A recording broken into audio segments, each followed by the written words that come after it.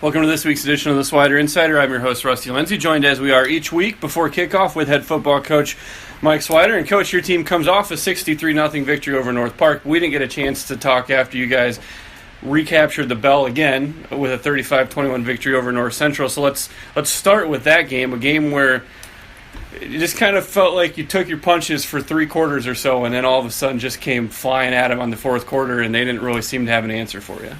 Yeah, our theme this year, Rusty, is pound the rock, and it all takes off the idea, obviously, that when you're striking a rock, a lot of times you don't know it's cracked, but you got to keep striking, and you don't know when that last strike is going to do it. But you can get discouraged because you see no results, and we just kept telling our kids, figuratively speaking, to keep pounding the rock, and eventually we could come out on top. And they just never gave up and never got discouraged and never got down. And even though we were behind, we were in the game. We felt like this thing is there within grasp. And then we had a few fourth down stops and a few big plays, and there we are. Seems like this has been a second-half game for the last couple rounds with North Central where you guys have just dominated the second half. What's really been the key to changing the game so one-sidedly there in the second 2 quarters? Yeah, people talk all the time about halftime adjustments, and I think one of the things that really, just to say, well, one guy, he comes up with all these ideas. We have a coaching staff, just like we demand of our players, where there's few egos, and there's discussion in halftime. It's not just one guy, we got to do this, and the coordinator, the head coach, and everybody else is muted. We open it up, and we look around, and we look in each other's eyes and say, hey, what do you think? What do you think? What do you think? And I think when you open up your adjustments to the opinions and the ideas of a group of people, and you can collaborate in that 5 or 10 minutes you have, it's really, you get a better adjustment rather than one guy saying this is what we're going to do. And I think that's probably reflective of that. Given the way the first half unfolded, what was the feeling when you walked into the locker room there, when you go into that conversation? Yeah. Well, I really did. I thought, I knew sooner or later we were going to get some big ones on offense. I think we got some kids there that are going to explode sooner or later, and we knew that would happen. And defensively, we made a couple little changes I thought would really help us. And we obviously had to pressure the quarterback and do a little bit better job of doing that. And I think you saw that in the second half of bringing a few extra guys to rush and making him uncomfortable. And I think it was a big thing. You go down, you tie the game with the big fourth down call there that goes to the house. They come right back and take the lead. How big was that next drive to answer again and get that big answer play? Answer quickly, yes. Yeah, I mean it happened overnight. It was huge. It was absolutely huge. But that fourth down conversion, I mean, that was big because we're down now. You know what I mean? And all of a sudden, you give the ball back to them, and you could be down 2 scores. I mean, literally. Take us through the process of the thought process there, going for it on fourth down, because you're right there at the middle of the field, and like you said, if you don't get that, there's a good chance you're facing 2 scores there. Yeah, absolutely. Well, the biggest thing is when I speak with Jesse, I said, how confident are you in this play? Somebody said, what? This is a 50-50 shot here, Coach. We could have this, we could not. And he says, I feel really good. I talked to Jesse. We went through the concept that he wanted to run. He says, I feel real good about it, and I like the idea. And so we went with it. You don't make it, and people are going to second guess it. You make it, and you're a wise man. So good thing we had Philip Nichols catching the ball and Anthony throwing it. Yeah, Phil's a guy that can sometimes go overlooked in this offense, but 3 pretty impressive touchdown catches and a couple of other impressive catches to move the chains. He's obviously been a big impact now for a long time, but what's really been his thumbprint on this offense? Physical toughness, just as tough a kid. You talk about receivers, and you talk about he's like a Julian Edelman, man. His top end speed is, obviously he's a fast kid, but it's not like Torini that just wow you. But he is a phenomenal route runner, great hands, catches balls, physically tough, and when you see guys laying out and taking hits and making contested catches, it inspires you. It inspires you more than someone just running past somebody. And so that's what he brings. He brings a toughness to a position, He's like a Julian Edelman for the New England Patriots. We'd been talking leading up to this game that Luke Anthony kept getting better and better, Yeah. and then all of a sudden the breakout game that we've kind of been waiting on. Is that what you've been seeing through camp, and you're just kind of waiting on that game? Yeah, Luke is someone that really absorbs information well. He's, for a guy that is really, this is his first year in the offense, really has picked it up well, and you're just going to see this happen. This curve is going to keep getting better and better and better. And I've said, you've seen it many times, after 1 year in something, I mean, your learning curve that first year is huge, and to see it happening at this rate. And the other thing, the guy, he doesn't take sacks, he doesn't throw bad balls, it's not like he's got a rocket arm, or it's not like he's Jeremiah Tucker with feet that are ridiculous. But he finds people and he completes passes, and he's good with the ball, and he's not an emotional up and down kid. I mean, he's really doing a nice job, and he's throwing the ball on time, and he's throwing the ball where we want to throw him. You mentioned Jeremiah Tucker. He gets the big role last week because you lose Spencer Peterson during the North Central game. What do you lose in a guy like Spencer Peterson? Obviously, not your starting quarterback, but also a big piece of your offense. Yeah, well, I mean, he was huge in the red zone and in short yardage. I mean, it was almost a gimme. I mean, you get 3rd and 3, and the ball's on the 35 going in. You got 2 pops, you're going to get it. I mean, but then he's not just a guy back there that can't throw it. I mean, he can throw the ball. Now, he's not necessarily as accurate always as a regular quarterback, but I mean, that kid can throw it, and he's fast. So you really, there's a hit there, and he was a hit on the special teams too. So we're going to miss him. I mean, to say you don't miss that kid is, you're being foolish and blind. We're going to miss Spencer, but you got to go on.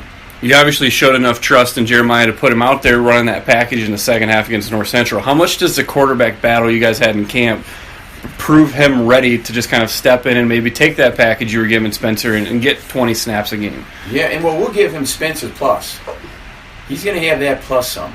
And but you're right, having been in training camp where it was a battle, it wasn't predetermined because of previous years, he got a lot more reps than he normally would have. But he's not going to be limited to a particular package of 10 plays. I mean, the offense has been opened up for him, and he is capable. And I think you saw last week, initially, he overthrew some balls and bailed out a little early. But I mean, that was the first his kids played. He was hurt all last year. I mean, that's his first real varsity game. And in the second half, you saw him do a few things that you just went, whoa. I mean, that ball he threw down the left sideline was a special shot. And then some of the runs, and they better get ready. That kid can play, and he's just not limited to 10 plays. How excited does it make you feel for an offense as you see him start to make that same curve that we've seen with Luke the first few games here? Well, they're both just going to get better and better and better, and they're both going to play. I mean, they're both going to play some, and both of them are going to keep getting better and better, and we're excited about them both. Your defense, obviously, with another shutout this week, I mean, it's hard to continue to find new ways to say how good this defense has been this year. And when you hold North Park to negative yards rushing and under 100 total, but this defense, especially what we saw building off the second half against North Central, just seems to be finding new ways to dominate an opponent. Yeah. Well, even in the first half, I mean, let's just call it what it is. Give up 14 and a half to a team that's averaging 60. I mean, you're doing something right. And, I mean, that team at North Central, I mean, their quarterback, 4-year starter. I mean, they got a couple players on that team and an offensive line that are good. I mean, yeah, we're good, but they're good too. And but to hold them to 21 and so on and so forth is really, really impressive. And CJ's done a great job. He's a very collaborative guy. With no ego and just open to ideas, but he's a Wheaton guy, and we're running a lot of what we ran when he played. I mean, this is basically what he did when he played here, and it's just a continuation. And obviously, he coached Indiana Wesleyan, which took this same defense, and so I mean, it's not like our players are learning anything new. We're just building on stuff, and we got a few dudes too. That doesn't hurt. You turn the page now to Wash U. You get back at home again for the first of two straight games at home. How much does the way last year's game turned out keeping your team on track for this year? Yeah, I mean, I've always said that you're not motivated to get back, but we are motivated because what they took. You know, it's one thing, we're going to get those guys back, and we don't like those guys, and let's put it to those guys. It's what they took. And our guys know it. And, we lost it. I mean, they beat us, and we lost the conference championship. They took it out of our hands, and in a game that was frustrating on so many levels, Rusty. And so you didn't have to say anything all week to motivate them. There's nothing needs to be said. There really isn't. And but they're a good football team too, which I'm sure we'll talk about here shortly. You saying that kind of reminds me of one more question. It felt like North Central was putting a lot of energy. There was a lot of after play stuff and it felt like from the booth at least you could see a lot of John and emotion going back and forth, that they were putting all that extra motion and seemingly wanting the revenge of losing that. And that's a hard thing to sustain for 4 quarters. Was that part of that second half? I mean, against North Central. Yeah, oh, absolutely. No doubt. I mean, things can't get personal. When things get personal, it's energy. It's just energy spent rather than energy spent on me and what I'm doing. And, I mean, it's hard. We're human beings and everything, but we really try to focus in on to be the best Wheaton and to play for something. You know, it's what are you playing for in order to achieve this, be the best, rather than get back. No, I want this, and I got to get it, and I got to be the best. And our kids, they really want this conference championship. They really want it. And they lost it there last year, and all that last year did is they can do that again if we don't come prepared. So, you're right. Sports cannot become personal. It gets all goofed up. One of the biggest surprises, I think, in that game last week was how dominant their defensive line was, holding you to negative yards on the ground and consistently getting to the quarterback. I think there were 10 sacks. I mean, that was a unit last year that was undersized a little bit. How do you see the difference in their defensive units this year? Well, I mean, they're probably similar on a lot of levels. However, we got a guy in the backfield that's different, too. We got 2 guys in the backfield that were not playing last year. And Stone Watson and TJ. There's a difference. There's a difference there. Let's just call it what it is, and there's a difference. And, we lost a quarterback last year that really, was a little jolt to the system. And so we got a couple of guys under center that we feel real good with. Our offensive line is healthy. We got 2 receivers that are playing well, and we got 2 kids that can run the football. Well, 3, and so I think the biggest thing that really hurt was the inability to run. You start throwing a ball, you come playing from behind. A sense of panic sort of overtook us, and it sort of spiraled out of control from there. And so expect a lot out of TJ. You look at this WashU team, their identity comes on offense. They've got a quarterback who's very experienced, has put up good numbers. You guys were able to hold that offense down until the field position kind of just continued to swing in their favor last year. But what do you see from this WashU offense? It's all him. I mean, here's who he is, Rusty. I try to explain sometimes to people when we're playing Brock Rutter, he's a Tom Brady type guy. And I say this with all respect to, obviously, and he's that kind. You know what this guy is? He's Russell Wilson. That's who this kid is. He is Russell Wilson. In all shapes, ways, forms. I mean, he's a strong kid. He's a thick kid. He's got a good arm. He functions well outside the pocket. He can throw it in the pocket. The bottom line, they're going to go with him. I mean, the offense is their identity is that kid. And so there's no question. We have got to make that guy throw the ball on time, and we got to keep him inside the pocket. Period. Otherwise, he's going to create. How much of this? How similar is he to preparing for Brandon Bauer in that sense, and that he's a mobile guy that can get out of pocket and hurt you for that? Very similar. The only difference would be he's a bigger, stronger kid, and so you hit him. He doesn't go down very easy. He really doesn't. You'll see in tapes. I mean, he should be sacked 2 and 3 times. You know, he's like in that area. He's like Ben Roethlisberger a little bit, obviously more mobile, but you hit him, he doesn't go down. He's a good player, Rusty. He's a real good player. How do you channel the need to? How do you thread the needle with needing to? You've got a defensive line that loves getting after the quarterback, but has been a little too aggressive at times with, especially the offsides penalties, and then needing that gap integrity with a guy like this. Yeah, well, there's no question. It's just like anything. And, you know, all 4 of our D linemen can run, and they got hair triggers, and they're trying to time stuff and get there and get upfield, and we got to do what we call level rush. You know, our ends can't rush as they're trying to turn a corner and sack a quarterback. They got to be careful. They get upfield too much. This guy, he won't sit there and have them come around and make a sack. He'll step up and dip out. So we got to do a lot of what we call level rush to maintain our integrity. You get to the quarterback's level, now you got to press and push him into these tackles that we got penetrating. So you're exactly right. You got to come up with speed and everything, but as you approach him, you've got to come to balance, so to speak. A big receiving core that, again, in a lot of ways reminds you of Illinois Wesleyan. I mean, it seems like having already played that offense, your defense has maybe an easier time of recognizing how to handle these kind of physical traits with what you're seeing this week. Yeah, a lot of big guys.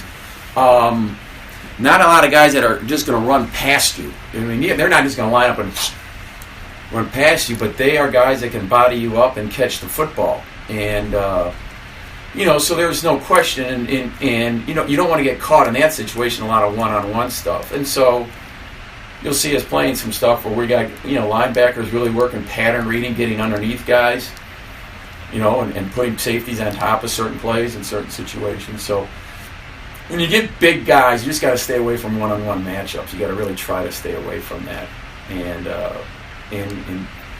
layer what we call layer routes, and get somebody inside and on top. So, as well as put pressure on the quarterback, and that's where picks come from underneath coverage so often. Where he doesn't see someone coming from underneath, and hopefully we can do some of that. Well, Coach, thanks for your time. We had a chance to talk to you after the game. You bet.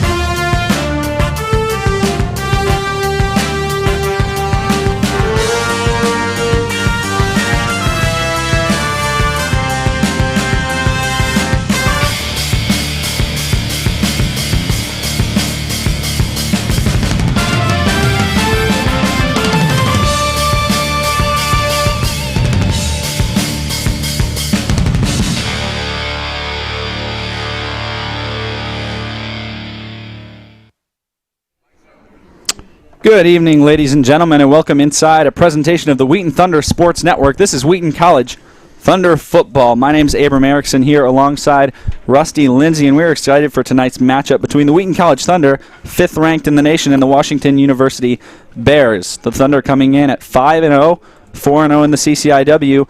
Wash U 4-1, 3-1 in the CCIW. The Thunder standing atop of the standings in the CCIW with that 4-0 record. Wash U just one game behind, sitting at 3-1. Both teams coming off of big wins last week. Wash U, coming in with a win against Elmhurst, 47-7. The Thunder rolled over North Park, 63-0, and that was a big win in terms of score. But Rusty, the game that really has been the marquee game for this Thunder team this year was that win against North Central. Well, yeah, and it seems a little silly that, but I mean, you don't take a whole lot away from the victory against North Park. Other than you kept the momentum going, you stayed on schedule with your season. North Park turns around and loses 71-0 to Augustana today. I think the second half was the biggest turning point, and we talked about it with Coach Swider there in the Insider.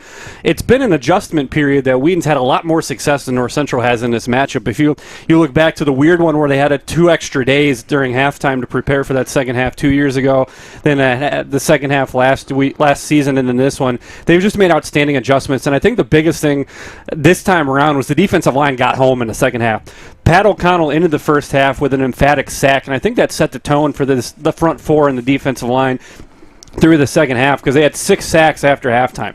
And so they just continued to get to Brock Rudder, and then C.J. Nightingale dialed up a little extra pressure. They brought Wyatt Lee a little more often, got creative with some blitz schemes that was able to really get North Central's passing attack off schedule. You saw Brock Rudder with his feet moving a little more, getting rid of the ball out of rhythm, having to get rid of it too early. They got off their route tree a little bit. So I think that was the biggest thing, is when you've got 4 disruptive guys up front, like Wheaton does, you've had monsters in the middle with the tackles of Dallas McCray and Jake Holliday, who are both having All-American caliber seasons for defensive tackles when you look at their numbers, that if you can get home with those front 4, it's huge for your defense. And you're going to see something similar tonight with Wash U, in that you've got an athletic quarterback, you've got good, talented, big, physical wide receivers similar to what you saw against Illinois Wesleyan, not quite to that extent. So this front 4 is going to have to answer the bell again this week, because they've got to be able to get to Johnny Davidson, number 1, but they've also got to keep him in the pocket. They've got an added challenge of not just getting to the quarterback, but keeping him where he can be a passer and not an athlete.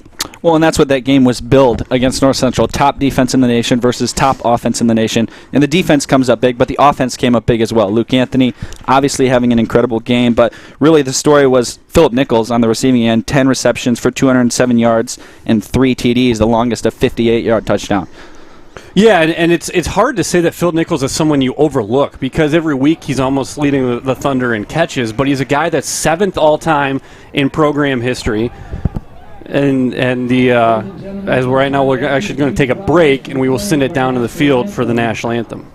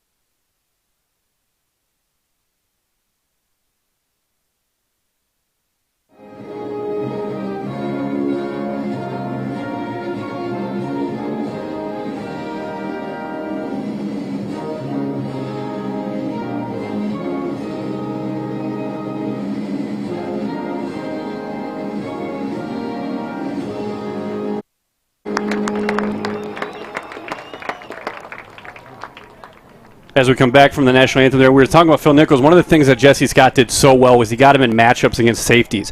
And that North Central's corners are kind of the strength of their coverage unit.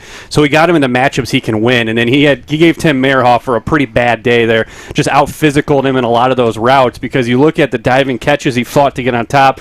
The 58-yard touchdown was really a jump ball that he was just more physical than with. So he's a guy who plays bigger than he is. And the bigger the lights are, the bigger he steps up. And at this point, we're going to send it down to the center of the field at the 50-yard line for the coin toss. As you see the captains there shaking hands, we'll send it down to the referee.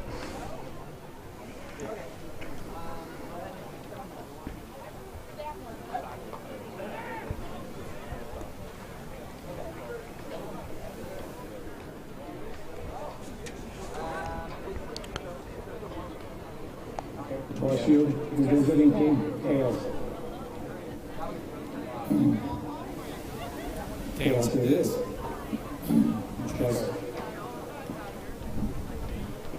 Toss. First their choice.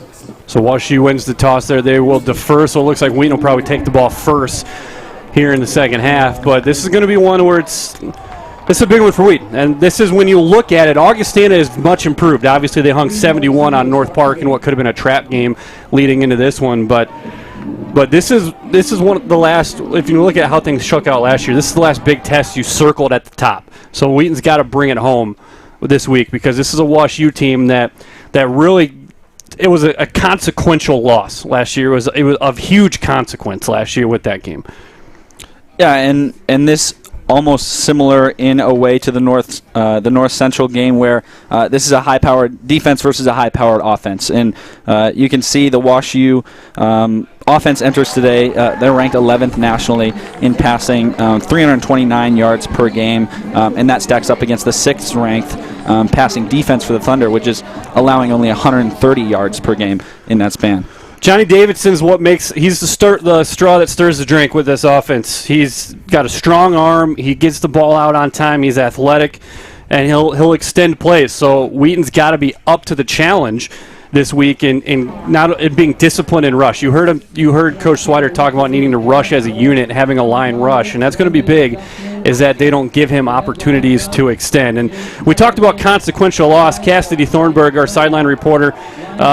Cassidy, I mean, you've had a chance to talk to a couple of the guys this week. This is a loss last year that essentially ended Wheaton's season. So this is one that they're not taking lightly coming into this week. Yes, absolutely, Rusty. You said it last year, losing 17-10 to WashU on the road was devastating. This year, they're coming into it actually in a similar situation. So last year, they had a huge emotional win over North Central, and then they beat North Park at home, and then they came into this game and lost it and lost their chance of winning conference. So this year, it's big, and it's important that they capitalize on this opportunity to get the win over WashU and take conference. Nate Magnuson taking the opening kickoff for the Thunder, as not many teams have kicked away from Stone Watson, but that's what WashU does here on the opening kick, and Wheaton will get pretty good field position. But this is going to be the biggest thing for Wheaton that they weren't able to do last year is establish the running game. The running game, Curtis McWilliams went down at the end of the first half, and you heard Coach Swider talk about it, just kind of spiraled on him from there. I'd expect 32 to get the ball early and often here today. Yeah, we've talked about TJ Williams so many times this year, and obviously he was big in that game against North Central. He's lined up now on the left hip of Luke Anthony. Snap, it's going to go to him on the first, outside, bouncing it around past the 30. He's going to push forward and gain a couple yards before he's brought down by a host of WashU players. Well, yeah, and that's going to be the big thing, too, is that this is a 3-4 defense, so you should be able to get guys to the second level. That's going to be the biggest thing for Wheaton, is that they've got to get guys off the initial block and to the linebackers. If they can do that, they're going to have a lot of success because TJ's so good at that first cut into a quick second cut. If he can make one cut and go, it's going to be a long day for the Bears. So it's a pickup of 5. It's 2nd and 5 now on the 34-yard line. Man comes in motion for the Thunder. Anthony takes the snap, drops back to pass, looking over the middle and finds a receiver. Brought down just about the 45-yard line, and that's Philip Nichols, his first catch of the day. Yeah, there's our guy Phil Nichols, and quickly to the line they come. They just send Nichols right up the vertical. They brought a 4th man up the middle, so they're sitting and dropping 7. But if you can get that in that look, they're going 3 deep over the top. And that time they got Nichols behind the linebackers, and that's supposed to be a vertical. He kind of leveled it out a little to sit in that window and move the chains. Two wide receivers to the left. Another handoff, this time up the middle to T.J. Williams. He's stopped right at the line. He'll fall forward, maybe gaining 1 or 2. Yeah, and I don't know if they blew the whistle before he got that dive. That's what we saw last year, is that they were able to really get their 3 and pinch down where Wheaton wasn't able to get to that next level. And if WashU has their way, they'd like to not have to bring extra guys, but Jeff Gurley is a guy you've got to watch them getting aggressive with. He's the outside linebacker, near side, number 58, his second-team all-conference guy last year. They like bringing him off the edge. Here's the snap. Anthony back to pass again. This time looks deep over the middle, and that's going to be a touchdown as he's going to race into the end zone. That's Adam Torini, and he's going to break things open early for the Thunder. Yeah, that time they brought a 4th guy, and then it's just man on the outside, and he fell down. It's a beautifully thrown ball because Torini does a good job of getting underneath the corner, and then when the corner falls, the throw took him back upfield, as you're going to see here. But and Torini had a couple big catches against North Central, and it's good to see him coming into his own with finally having some health, as he's been shaken up and missed a lot of time in his career, but that's what he does best. He's a burner, and Wheaton couldn't ask for a better start this week. Bowes on the extra point. It is good, and so that brings our score to 7-0 here with 13 minutes and 20 seconds left in the first quarter. The Thunder opening things up early on this drive. Just a couple plays. You see the play fake here from Anthony, then throwing deep over the middle to Torini. Yeah, it's great protection, and it's actually cover 3. They've got a safety sitting in the middle. So when that guy falls down on his deep third, it's easy for Torini to then get vertical with him out of the picture. But like we expected, T.J. Williams is going to be the focal point of the attack today, as he should be every week. So they go play action a couple times off of him to freeze the linebackers and give their guys enough time to get behind that first and second level of coverage. So it's a 4-play, 71-yard drive, capped off by a 44-yard touchdown pass from Anthony to Torini. Gives the Thunder the lead, and it sets up the kickoff here. And it's what you want. You're at home. You've got an opponent coming in who's geared up to face a ranked opponent. Make them chase you from the outset. If you can take the run game out of the playbook for WashU, you've got a really good opportunity tonight. High kick fielded at about the 8-yard line, running right up the gut, and taken down immediately looks like Cole Oakman. So it'll be about the 20-yard line, and it's hard to... When you see coverage, Wheaton's coverage unit has been exceptional. They're one of the top 20 in the country, but a lot of that's Griffin Bowes. I mean, the hang time on those kicks is exceptional. And what you saw against North Central especially is that when North Central had that couple-year run where they beat Wheaton, their special teams were the biggest way that you could tell that they had kind of passed Wheaton on the talent level. Wheaton's coverage units were so good against North Central, and I think that's really become a strength of the Thunder. And here we see Davidson rolling outside the pocket, looking to be mobile early, and he's going to be tracked down right at the line of scrimmage. Great discipline by Pat O'Connell there. He stays home on the fake, able to hold his edge, and he's athletic enough that he can chase a guy like Davidson to the corner. You look at this front 5 for WashU, they're giving up some ground, except for Jack Kurzu, who's a transfer from Oklahoma State, the grad transfer. Wheaton should be able to get some penetration tonight. Little pass down to the outside. This one goes to Mitch Green, and it's swallowed up. And I don't know if we're going to see Corey Kennedy from the beginning of this play on the replay, but he read it perfectly. As soon as the ball came to the quarterback, he's shooting downhill into the frame. You're going to see him make the tackle here, but he's just so instinctive, and right away WashU in 3rd and long. You see Cummings in motion as it's 3rd and 8. Davidson, it's now a trips right. Takes the snap, looking to the left side, throwing on a slant, and that one's broken up. Great play by Robbie Schwartz. Gets a hand across the backside to not let Mitchell Green bring that in cleanly. And I like the look from WashU. You get trips to the boundary. You isolate your one guy, and Mitch Green's a big physical guy, 6'4", 205, working against Schwartz at 5'8", 163. But Schwartz is a feisty 5'8", 163, man. We saw it against Illinois Wesleyan when he had a great night, even though he was outsized. He's not going to give you those easy ones, and that's a big show from the defense right there, telling you that they're up for it and they're ready to send a message here tonight. Again, like we talked about, a game that last year ended their season by all means. Johnny Davidson stays on the field for 4th down, but that's because he's also the punter. He's going to send this one long. I'm going to track all the way back as Nichols and fielding it at the 25. Working back across the grain and now trying to cut it upfield. Gets past a couple defenders and busts through, gaining about 15 yards on that return. Yeah, Johnny Davidson's a good one, first of all. He averages just shy of 38 yards a punt. He's had 2 so far this year of 50-plus, but he's had 13 for his career. That's his 14th, because that was a boomer. And we don't have a ton of wind tonight. It's actually a perfect night for football. temperatures in the low 60s. But then that's where Phil Nichols can be so dangerous, when you get him off script a little bit, because he's so creative and so slippery. So now you see the Thunder lining up. More good field position for them, starting from the 36-yard line. Coming in motion across is Torini, but he'll head back over the other side, and this one's going to go to Williams. Good block on the outside, and he's got space to move. Gets past another defender, and he's working down past the 40-yard line. He's up the sideline, moving towards the 20, the 15, and he's going to be knocked out of bounds at about the 12-yard line. What you saw there, the step he made right around the 50 was, there's only a handful of guys at this level that can make that cut. First of all, Caleb Brink makes a great block on the outside, as does Stone Watson, to set that edge. But it's this step right there where he's slowed down, and then he just takes off. 39 there's got great setup. That's Alex Harvey, and then he's gone. That one-step burst from TJ Williams is so special, and you just don't see it at this level. First down and goal to go for the Thunder. Wheaton's got a personnel on the 7-yard problem line. Looks like it's going to be Brink that runs out. Back onto the field, and we see Jeremiah Tucker on the field for the first time at the quarterback position. He's going to run on the draw, looking to work his way into the end zone. He's stopped just short, probably on the 2. Yeah, and Jeremiah Tucker got a lot of action last week, and you saw him make some throws in the second half that we talk a lot about Luke Anthony's growth, and we saw it with North Central as the breakout game. Jeremiah Tucker made some throws in the second half that you kind of sit there and go, whoa, this kid's special. And he is. It's not just that he's a great runner of the football. He's got a great arm, too. And he's going to get a lot of work again this week. They're going to give him the Spencer Peterson package plus some. And they trust him a lot, and he earned that trust with 4 total touchdowns last week. Anthony under center for the first time. A little pitch to the outside. It's a race to the pylon, and Williams is going to step in easily. That's silly. That's a jogging touchdown for TJ. And it's great play design. You move the linebackers away with the action, and you pull the guards away, and then it's an ISO play for TJ. He's got to beat one guy, and there's not a whole lot of guys in the country that are going to outrace TJ Williams to the edge here.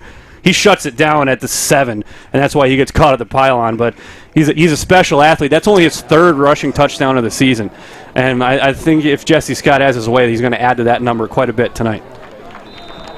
Bose sends his second try of the night through, and just like that, the Thunder now up 14-0, just 11 minutes and 11 seconds into this game. And this is now a fire drill for WashU. This is what you wanted to avoid. They declined, hoping that they could find a way to come out and get a stop and hopefully get their offense out there. But when you give up the early touchdown in just 4 plays, and then your offense comes out, and they like to go hurry up. If they can get the ball moving, they want to go fast. And then they go 3 and out, and this thing starts to snowball quickly. Now, the good thing for WashU is they've got seniors at spots where it matters, so they should be able to have the experience to pump the brakes where they need to. But this is a danger drive here for WashU. They've got to at least get 1 first down here. You have to. Your defense is getting carved up early. You've got to be able to keep your defense on the sideline long enough to catch their breath. And so that drive, as much as you could call it a drive, highlighted by the 57-yard run by TJ Williams. Ball sent away now, back deep. Looks like it's going to be let go in the end zone, but it bounces back into play. It'll be still a touchback here. That's impressive that you can do that on a kickoff. A kick that far checks back, and you saw some confusion with WashU about what do we do now. And fortunately for them, the official had caught on and caught a touchback because they were about to walk the ball back into the end zone to take the knee. And so we see the Thunder defensive unit out here for the second time, and the first showing couldn't have gone any better as they forced a 3-and-out quickly, forced a punt that set up the great field position for this drive.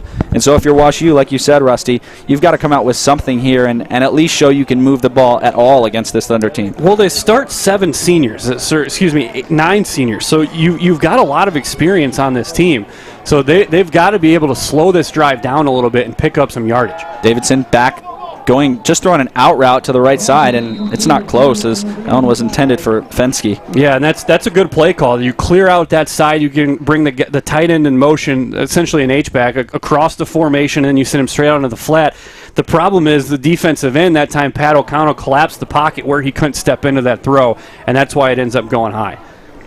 Fisher right behind Davidson. And there's a dropped snap, and now Davidson's got to work on a broken play, and he decides to just go down. It's a great play by Luke Gamicha there, because as he attacks the outside shoulder, so he doesn't let Davidson get outside the pocket and extend the play. But boy, this is trouble. And I didn't love from Wash U's perspective how fast they went on that play. I especially don't love it now. 3rd and 17. Dropping back again. Free There's play. a flag, and he's going to be taken down anyway. Yeah, that's Schindeldecker, but he got there because he got a too early of a start. So they're going to get 5 yards here, because I think he not only lined up in the neutral zone but started too early. But there's a reason he had David Fang trying to catch up with him there. Yeah, you look at this defensive line. You've got 3 seniors with Fang and Dalton Walsh, the 2 seniors on the left side, and then Jack Kurzu, who played 2 years at Oklahoma State and then was injured, missed a couple years, and as a grad student now playing again at WashU at right guard. So then John Mascalunas, the center, is only a sophomore. Ty Sorg, the right guard, or the right tackle, is a junior. Dropping back on 3rd and long, looking, and that one's just going to be overthrown. Good coverage on the outside by Schwartz, but that's going to be another 3 and out. Don't love the play call there from Scott Muller, and I think they go deep thinking that Wheaton's going to bring pressure, and then Wheaton ends up dropping 8 and only bringing 3.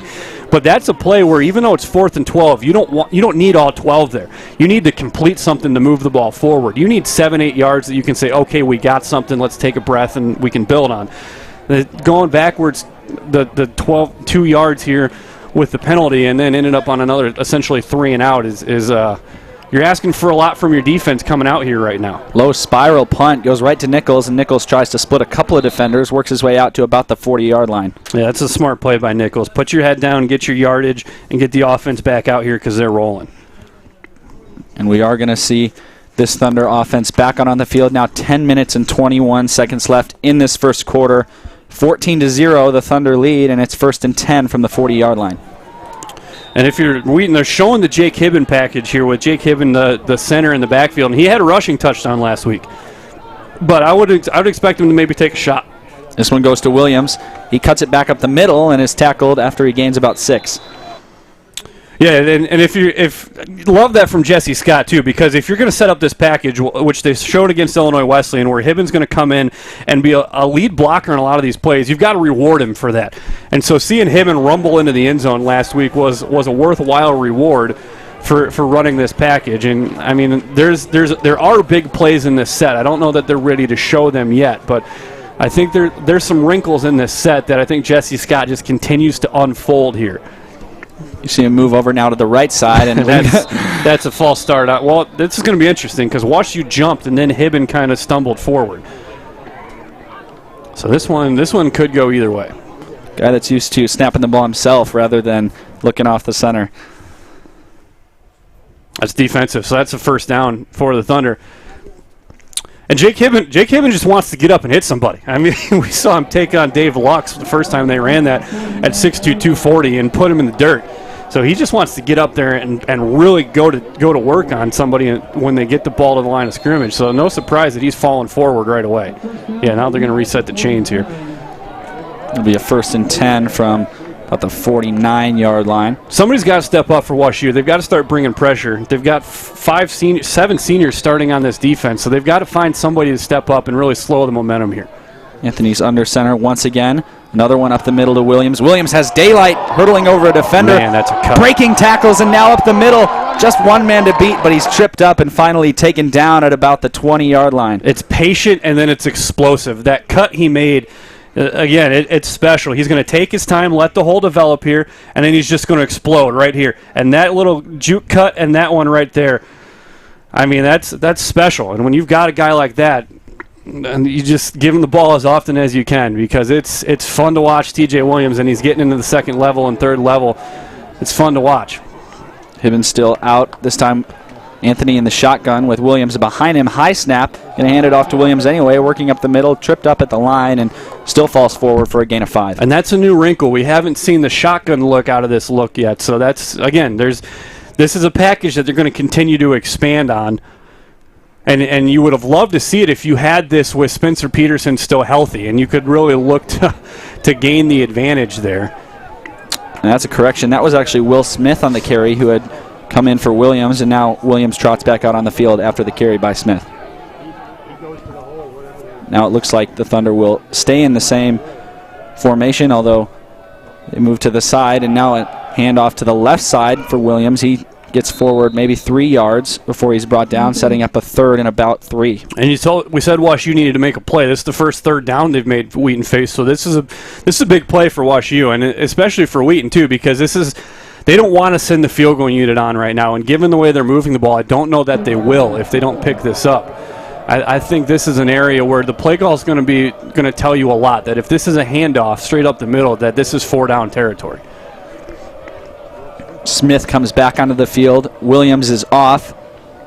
You see Nichols towards the bottom of your screen, set up in a little twin set. Would look for WashU to bring pressure up the middle here. Anthony, a little bit of motion there, but now drops back and looks to the left side. Just throws ball to Torini, and Torini almost being able to break that tackle and get into the end zone. He still falls forward for the first down and many more. There's that chess match between defense and offense. They bring pressure. Jesse Scott calls a quick hitter to the outside. He knows he's got man coverage, and it's a nice play by Torini, who almost made Jack Mills miss, but give Jack Mills a lot of credit. They were trying to disguise that with him rolled inside, and he couldn't catch up, but he makes a nice tackle to keep him out of the end zone. That was 7:57. The Thunder on the goal line, the 2-yard line. 3 receivers out to the right side. Anthony's in the shotgun. Will Smith still. Watching Nichols on the corner here. Handoff to Smith. Smith works his way in. Looks like he doesn't quite get there. Yeah, that's a formation that they really like to bring Phil Nichols. They essentially run corner slant. That's what they scored the touchdown against North Central on, is that they try to just run enough traffic that the guy chasing Nichols can't keep up. But you've run the ball successfully. No need to get fancy here on the goal line. So it's a gain of 1. It's now second and goal from the 1, and this one's looks like it's going to get in. Let's see. I think they're saying the knee went down just short. We saw a couple Thunder players look like maybe they were going to throw their hands up early. And you talk about not getting cute. You want to see Wheaton get under center and run the ball straight downhill. That's a slow developing run play when you want to get the ball and get into the line, and now they just go quarterback sneak, and I don't think Luke Anthony never got close, and a late flag. So this will be interesting because it comes on the tackle. And Anthony more gets pushed out to the side rather than gains any ground forwards. They're showing holding coming in from the outside. Face mask. Yeah, so you had 2 guys, one up top, and they, like you said, they got pulled. And so a mistake there from WashU. It's not going to move the ball anywhere because you're on the 1-yard line, but it is going to give Wheaton a fresh set of downs, and Jake Hibman moves into the backfield here. It should just be power run straight ahead behind 61. And that's what they will do, an ISO play up the middle, and Smith is going to get in this time.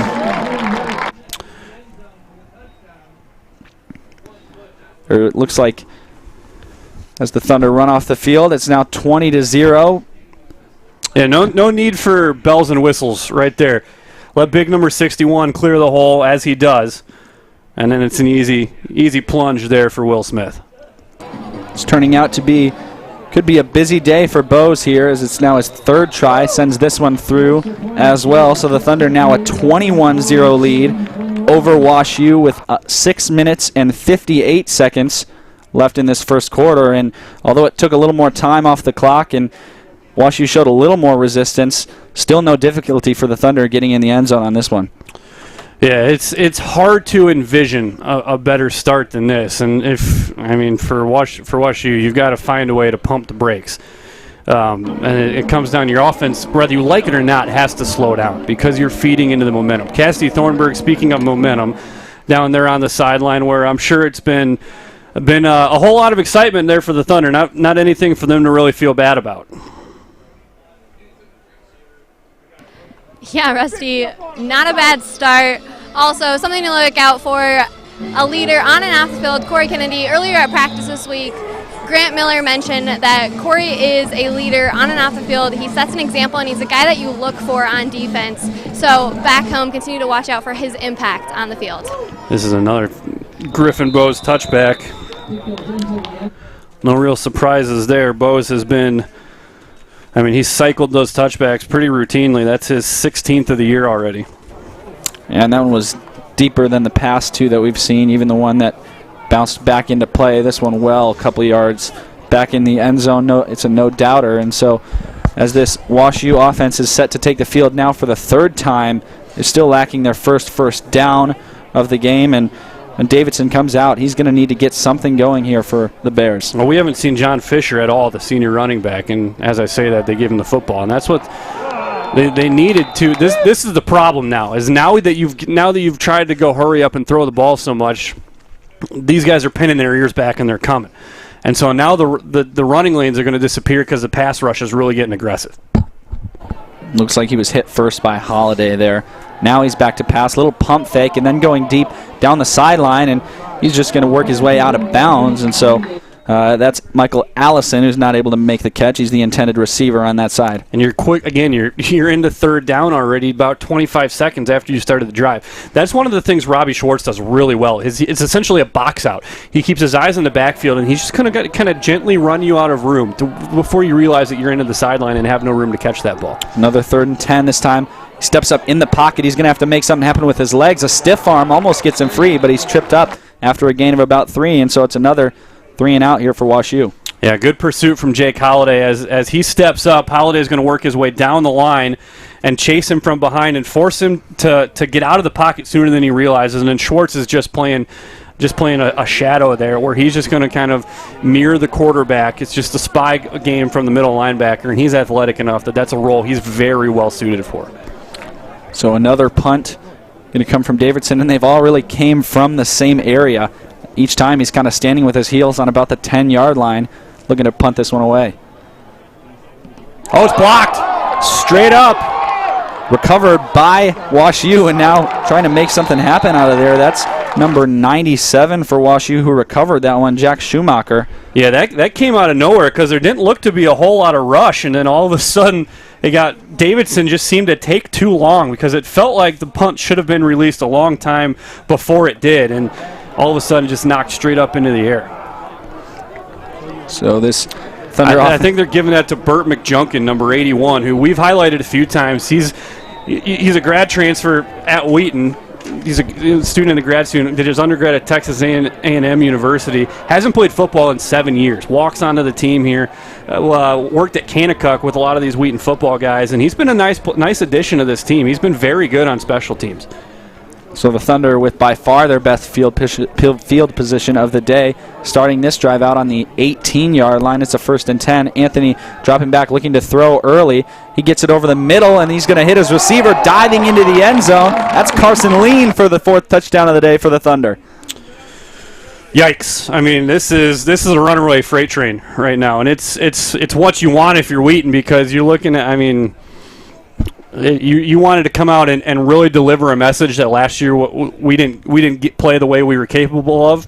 I don't know that you could deliver it much more emphatically than they have here in the first not even 10 minutes. Now we're at 5.5 minutes left in this first quarter as Bose sets up for his 4th extra point of the night and bangs that one through. Now 28-0, the Thunder lead. Not a complicated route system either. You're just taking you're taking Carson Lean, and you're going to run him across the face of the formation.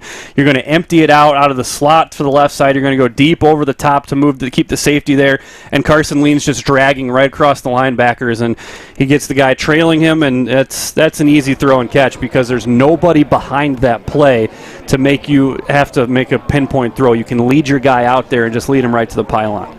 And, you know, it's interesting. We've seen this Wash U team has a good record. They come out 4-1, and they've had some really convincing wins. Their only loss of the year, though, came against North Central, and it was a big one. It was 46-13, and this one has all the looks of being a similar outcome. Well, and of that 13, 7 of those came on a blocked field goal that they returned for a touchdown. So you really swing that around 49-6.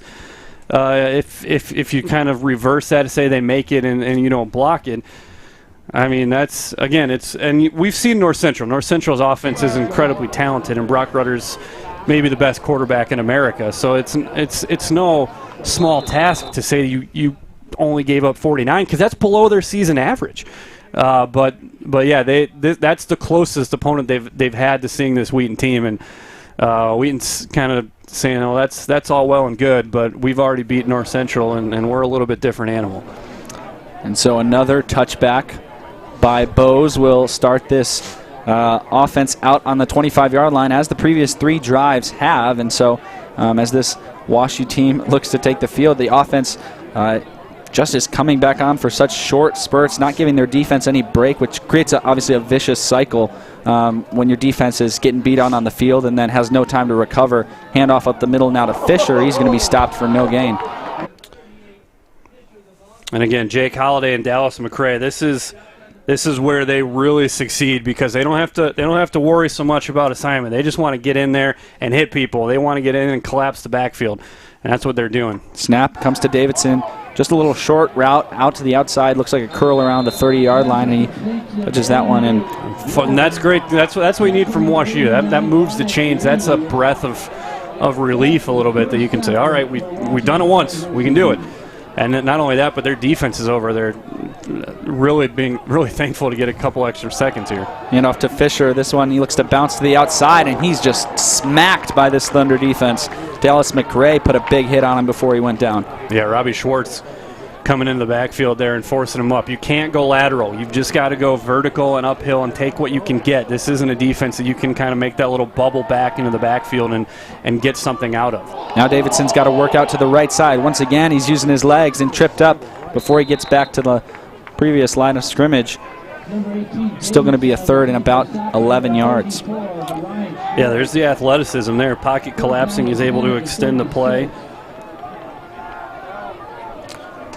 Rule at a third and 10 here for WashU. This is their shortest third down that they've had so far today. 3 wide receivers on the left side, and Fisher standing behind Davidson. He's going to roll out to the left side, and then there's a fumble. Ball's out, but he's going to fall on it. Won't matter either way, as this is going to be another 3 and out. Another punt coming. Yeah, that's a tough setup for WashU, because they're running a rollout right into the face of the blitz. Luke Kamicha, as they've got a man down, that's Fisher slow to get up. Kamicha's blitzing there, and he's coming unblocked because he kind of hesitated before he came. And we're going to see a lot of Luke Kamicha, because unfortunately he's the new starter there. They lose Daniel Herber in the second half against North Park.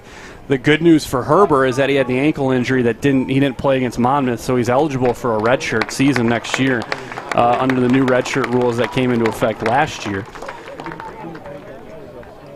So as the Thunder look to line back up, the WashU side taking a little bit longer as Fisher works his way off the field, but for all you can believe, it's going to be another punt for WashU. This time they're going to get a little better chance to send it away from and at least maybe pin Wheaton in a little better spot than they have the last couple times, but not by much, as this punt's going to come from about the 33-yard line. And to Davidson's credit, despite having the one blocked, his punts have been good. I mean, he's done a nice job of getting the best field position he can out of them. Snap comes back and gets it off cleanly this time. Really low kick. Driving now. Nichols picks it up and splits a couple defenders, works his way up to about the 36. And now as teams switch the field, you'll see Nichols here wanted to bounce it outside and decided at the last minute just to plow ahead and dive forward to gain a couple yards. Yeah, what makes him a great returner isn't the fact that he'll break the big one, because he will eventually. But he's gonna get you what he can, and he's not gonna. And we say this after he fumbled twice early in the year. He's not gonna give the ball up on these. He's gonna get you the 5 yards. He's gonna save you the yardage of the ball bouncing, and then he's gonna get you 5 more yards. Those yards really add up throughout the case of the game. Anthony, a little high snap, hands it off to Williams. Williams working to the short side, gets taken down after he gains 5. Yeah, and TJ Williams already has had himself a nice day. He's close to his season rushing average already here in the first half. He's got 7 carries for 101 yards. Before that, he averages 108 because he only got 4 carries last week, which brought his average down from around 130. So I would expect TJ probably finishes the first half maybe, and then it's going to be a light day for 32 as far as minutes that he sees tonight. Anthony drops back, sends it out to the outside. Torini makes the catch, shrugs off one tackle, looks to spin again, and then is taken down on the outside by TJ Perusic. Yeah, and we saw Jesse do it a lot against North Central. He does a very good job of lining his guys up in positions to succeed. And one of the other guys who has a nice role there is Drew Smith on that play. Defensive end's going to get aggressive getting uphill. He's going to just ride him out of the play and open up that throwing lane for Luke Anthony. Will Smith come into the backfield once again for the Thunder. He's there with Anthony in the shotgun. It's a 1st and 10 from the 46. It's a handoff to Smith, and he's got space and bowls over a defender, gaining 8. Yeah, it's a nice. You hear the oohs and ahs coming from that, but that's actually a pretty nice tackle made by JT Streepy, the safety. Because Will Smith is a load coming at you, and when he hits full speed at 5'8", 209, he's a wrecking ball. And Streepy does a nice job getting his pads as low as he can with Will Smith and not letting him really blow him up, a la Shola Olateju with Pat Creans a couple years ago. Same setup here, 3 wide receivers on the right side. Once again, Williams tripped up at the beginning, but still, momentum just moves him forward, able to move the chains and gain more. Yeah, like you said, he's a big guy. An arm tackle is not going to be made. That's a poor play by Clay Wagner, and a really nice defensive play by Jack Shoemaker to get in there. It just doesn't get enough of Will Smith there. Now Will Smith comes off, and Williams is back on the field. Torini on the right side, Nichols on the left, 2 wide receivers, and Anthony's under the center. It's just going to be a play fake, and now looking over the middle, Anthony's going to use his legs for the first time today and going to come down, nice block job in by front of him, Hibbin. and then working his way out of bounds. Boy, you love to see Jake Hibbin, and I think that the fullback package has kind of increased his ability to do this, but Hibbin's the guy who's kind of the solo protector on that rollout. He gets the block, and then he's going to slide to the outside. Look at him, heads on a swivel, and then he knows he's getting downfield, and he gets the downfield pancake there against Alex Harvey. And Luke Anthony, to his credit, saw he had the help coming, and with Jake Hibbins, your help, you certainly take it. Clock running now. About There a he is, minute. running behind Hibbin again. Look out. And there's Williams. Williams is going to take it, and no one's going to be able to catch him as the clock reaches 1:05. The Thunder will score again, and that's TJ Williams' second of the day. Yeah, and again, it's a staple of the Wheaton offense. It has been going way back to Nick Biggie. I mean, you love to pull the center, and Hibbins as good as any of them out there, but you also give Nichols and Torini a lot of credit getting out there and setting that second-level block. And TJ Williams just lets those blocks develop. He's patient, and then once he sees the hole, he's gone. 34-0. Bose up again. Puts another one through, and the Thunder move up to 35-0. They're leading the Bears with 1 minute and 5 seconds to go in this first quarter. Got to give a lot of credit here to Drew Smith because he stonewalls the blitz from the outside of Jeff Merrick. And then Torini and Nichols knows it. As soon as you get second level with TJ and there's no one over the top, that's going to the house. Yeah, it looked like he was trying to chase him down, but at the last second just didn't have a chance. And you see this WashU receiving team already out on this field, eager to get the ball back. And as they now break the huddle, it's going to get a chance for Bose to send another one away. We've seen touchback after touchback from him tonight. See if there's anything different on the way. And really, the Thunder have been great at setting up field position. That is not terrible by any means with getting the ball at the 25-yard line, but the way this defense is playing, that's almost like you're starting from the 1. Yeah, I mean, they averaged a 22 as a start line, which given the new touchback rules that bring out to the 25, that's not great. So that means they're kind of almost taking a loss a lot of times by returning it. And Wheaton's coverage units have been on point tonight. And it's going to be another touchback. I mean, it's the wind socks are down dead at the goalpost, so there's no wind helping these kicks. It's all Griffin Bose. And if you're WashU, it's tough because you came in with a 10-play script that you wanted to go off of, as most offensive coordinators do, but then that 10 plays takes 4 series to play out over, and then by that point you've kind of got your game plan out the window. So this becomes where do you go from here? We're going to see Melvin Bonzu in the backfield, and he gives you a different look back there as they go I formation for the first time. This one's going to go to Bonzu as he now just runs into a wall of Thunder defenders, leaning forward and gaining maybe a couple. But nice job by Bonzu by driving the pile, but River Schindeldecker really does a good job setting the edge here, taking on the block and forcing it into the backfield so that Bonzu has to make a cut before he gets to the line of scrimmage, so that as he pushes that pile for what ends up being 2-3 yards, he's only gaining 1. So if you're WashU, I would run this play and then take the extra time to go into the quarter break. I don't know that you want to really hurry this up into a third down when you've got a break coming. Davidson once again tucks it and runs and is tracked down by Patrick O'Connell. Yeah, it's good to see Pat O'Connell. We went into North Central saying that we needed to call 47's name more often, and we did. He had 2 sacks in that game, and then you see another one there. And I think that this is a wise move by WashU. They've needed to pump the brakes already, and they're going to take the 15 seconds, as little as it seems, and go into the break. But I mean, some of their possessions have been less than a minute, and their defense has given up big plays, and it just spirals on you. And this has been as impressive a quarter as we've seen from Wheaton, because this is a good WashU team, but they just have not had a response.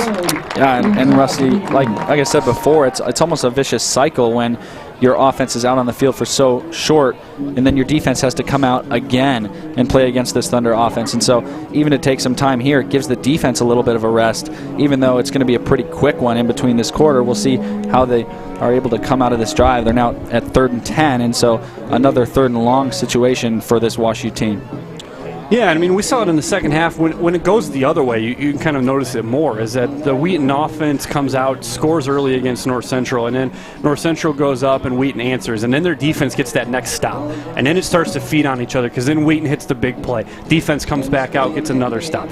Wheaton hits you just feel it, and that's where it really felt like North Central got behind, was when all of a sudden the momentum really starts rolling from one unit to the next. And it's been a complete effort here. You've seen special teams winning field position. The offense is making big plays. The defense is getting off the field fast. And it's just one on top of the other here. So this will be a 3rd down that WashU needs to find an answer for. 3rd and 10. Once again, Bonzu is behind Davidson. Davidson drops back, and the Thunder bring the house, and they swallow him up. Never had a chance. And for WashU's running a 7-step drop out of the shotgun, so you're giving your quarterback a lot of depth. But Wheaton gets there. I mean, Schindeldecker gets to the back of the pocket before the quarterback does. That's a problem, because as a tackle, you've got to be able to make contact before that your guy can get behind your quarterback. And Davidson never stood a chance there. As we look at the first half stats, and I'm going to take that sack into effect here. Wheaton has 271 yards on 22 plays. WashU now has -2 yards on 17 plays. You knew you were up against it, but that's as dominant as it's looked. Another punt coming from Davidson. Another low one. It looks like Nichols waves his hands for the fair catch, although he bobbled it. And now he's run into by a player on the WashU sideline. Looks like you're going to let that one go, but just a blatant. Yeah, I think by the time he called fair catch pretty early, which was surprising because he actually had a lot of room to return, but I think that punt carried on him a little more than he expected, and he called it so early I don't know that the gunners saw it. So I like the officials letting that go. The important thing here for Wheaton especially, 1 penalty for 5 yards. That's it. I mean, Wheaton's been very heavily penalized. They're one of the worst 10 teams in the country in terms of penalties, which is going to hurt them as you start to get in the gear up for the postseason. It's going to be a problem. So it's in terms of yardage and penalties called. So it's good to see them 1 for 5. Anthony under center, hands it off to Williams. Williams breaking open again, now bouncing it out to the outside, shoves off a tackler, and then is brought down after gaining 6. Again, that's a nice open field tackle. It's whatever it takes, and TJ Perusik does a nice job of. You've already seen one guy miss on that cut, so Perusik does a nice job of staying with him and gaining help. You got to tackle him in numbers in the open field. He does a nice job of buying time for his help to get there. 2nd and 3 for the Thunder. On the outside, you see Caleb Brink out there, and you got Hibben, and now you see just get bowled over, flag down, and see if maybe the ball was moved early, but otherwise it's Carter Roll who just bull rushes the center.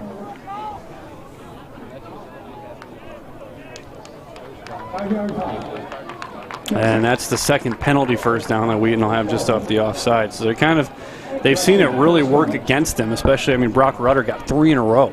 You've got an over-aggressive defensive line, and I'm a little surprised that maybe Johnny Davidson hasn't tried that trick as well, because I think it would work for him. We'll play fake now. Anthony looking to go long over the middle. That's McJunkin. And that's just too deep. overthrown, but wide open. Yeah, and it's too bad. I know it's the play design that Jack Miller is the tight end. He's going to sit down right in the middle of the field, and if he goes vertical, no one ran with him. He sat down right behind the linebackers, but instead he's trying to keep him there so that McJunkin can go over the top, and that time Luke Anthony, just a little too much air under that one. 13 minutes and 21 seconds left in the second quarter. The Thunder lead 35-0. Tucker by himself in the backfield, and now looks to make something happen on the left side. Spin move, gets off a defender, and then works his way almost enough to gain the first down. Probably about third and one when the Thunder come back out. Tackle was made by Prescott. But you see here, Tucker just makes a man miss. That was Will Hurley, the safety who was coming up. And it is going to be 3rd and 2 for the Thunder. 3 receivers on the right side, including Smith. Tucker drops back this time. No pressure. He's got plenty of time, but he opts to step out of the pocket and makes another guy miss as he gets the first down. And just that little shimmy shake that made the guy fly by. Yeah, and that's again, a different look from Luke Anthony. That's a guy that can extend plays, can get what you need to get. He stays patient in the pocket, which you like. Once it breaks down, sees an avenue to the first down, spins, and gets 4 when they needed 3. I think the bigger concern right now is you've got TJ Williams on the trainer table, so you're hoping that, he just looked a little shaken up after that last carry, and it doesn't look like there's a ton of concern around him right now, but you hope that stays the same way. Tucker once again running, this time with more space as he gets his way well past the first down and is brought down by a couple WashU players. That's a designed quarterback draw because you're seeing Jake Hibben and the offensive line get into the second level quickly. So they're releasing downfield. So Tucker knows he's taking off. He's going to let some of that blocking develop, and then he's getting into the run game. It's going to be a 1st and 10 from the 24-yard line for the Thunder. Got Smith, Lean, and Nichols on the right side, and then Torini down on the left side. Tucker once again alone in the backfield. Rolls out to his right, throwing on the run, and that's just to the feet of Nichols. Incomplete. Yeah, and there's the athleticism of 2 because they had him dead to rights with 2 guys breaking free, and then he extends the play, but just can't make the throw there. But again, you like what you see. Jeremiah Tucker, he's not rushing that ball out. He's letting the routes develop before he takes off. So that's encouraging to see from Jeremiah Tucker. And see Kyle Carter, the freshman, in the backfield here. Wheaton going deep into the running back depth already. Anthony just going to throw it quick out to the right side. Ooh. Nichols is hit hard after he makes the catch, but he holds on. Really nice play there by Andrew Whitaker. He gets past Torini and gets right into the feet of Phil Nichols when he makes that catch. That's a dangerous play when you can get that close to the bubble like that. So Torini's got to do a better job on that block just to protect the receiver and making a safe catch. But Whitaker made a very nice play to get inside of him. 3rd and 9 now from the 23-yard line for this Thunder offense. Nichols comes in motion. They're bringing pressure. Now the snap. Anthony has time, good blocking, and threads that one in. Able to get the first down. Wow, right at the marker. You see Nichols make the catch and go down on a knee, but that was a great throw by Luke Anthony. It's exactly what we talked about with Phil Nichols. He's a guy that when you need a play, he's going to make it. He sits down in the window right there between Merrick and Harvey, and he just gets enough space, goes safely to the ground to secure the catch, and he runs it, more importantly, runs it deep enough, because that's a route that a lot of times you want to come back to make sure you get the catch, but he stays where he's at, gets 11 when they need 9. 1st and 10 from the 12. Smith on the hip of Anthony. Luke Anthony 7 for 8 for 111 so far. Slant over the middle. Look That's out. tipped up in the air, and it'll fall to the ground before he has a chance to jump on it, but dangerous. Almost there for a second. Yeah, that's not a throw you can make high because you're just trying to get Torini on a quick release. You can't make it high. You've got to throw it right into his numbers. That's a ball you can't lead him on because it's great coverage, but he's also coming into the middle, so you've got to protect him by putting it on his body and letting him get physical with the ball rather than trying to fight just to get enough space to extend his arms there. Incomplete pass sets up a 2nd and 10.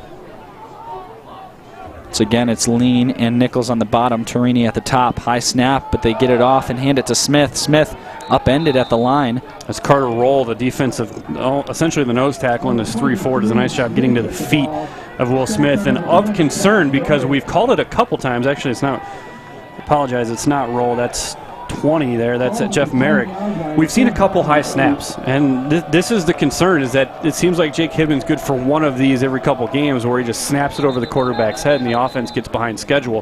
Wheaton's going to call a timeout here facing 3rd and 8, but you got to get these snaps down because it also throws off the timing. That's a ball that Luke Anthony gets to Will Smith late because he has to reach up and get it and then reach it out into the gut.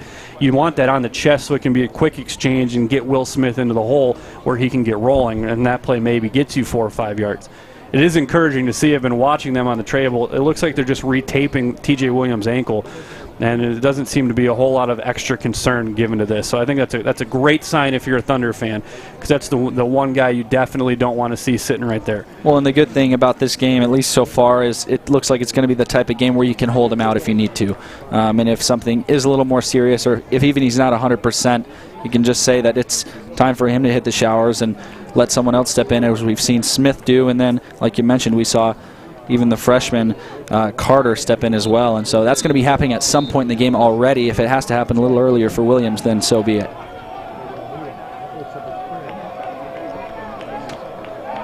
Yeah, and that's a room that's as deep as any on this team. Chaz Black's got a stable of guys there. Wheaton's got a problem here. Terrell Brown's coming out late, and he is the 11th guy, so they are going open set here.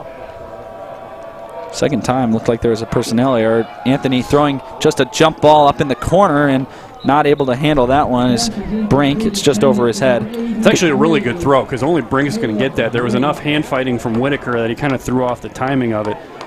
Because that little bump right there, he doesn't let him go up for it. So that's a good throw here. This is an important kick. This feels stupid to say in a 35-0 game in the second quarter, but Griffin Bowes needs this. Wheaton needs this kick because Bowes is 4 for 10 on the year. He's got to have the confidence just to see one through. So it'll be 27 yards. Kick is up, and it is good. Looked for a second like it was going to sneak past the left side, but able to put that one through, and extending Wheaton's lead to 38-0 is Griffin Bowes, and he improves. That's now his 5th field goal of the year.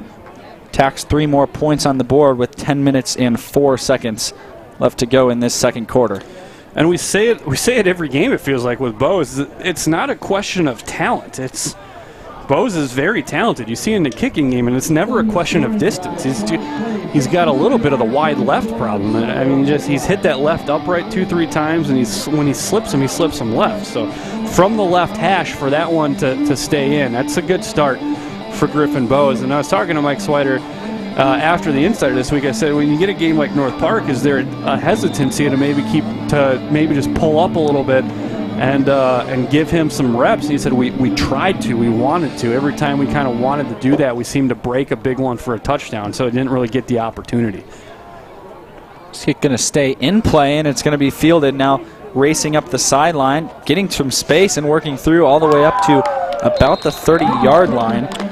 It's a really nice return there by Jared Harrison, the sophomore wide receiver out of Dixon, Illinois, the former Dixon Duke.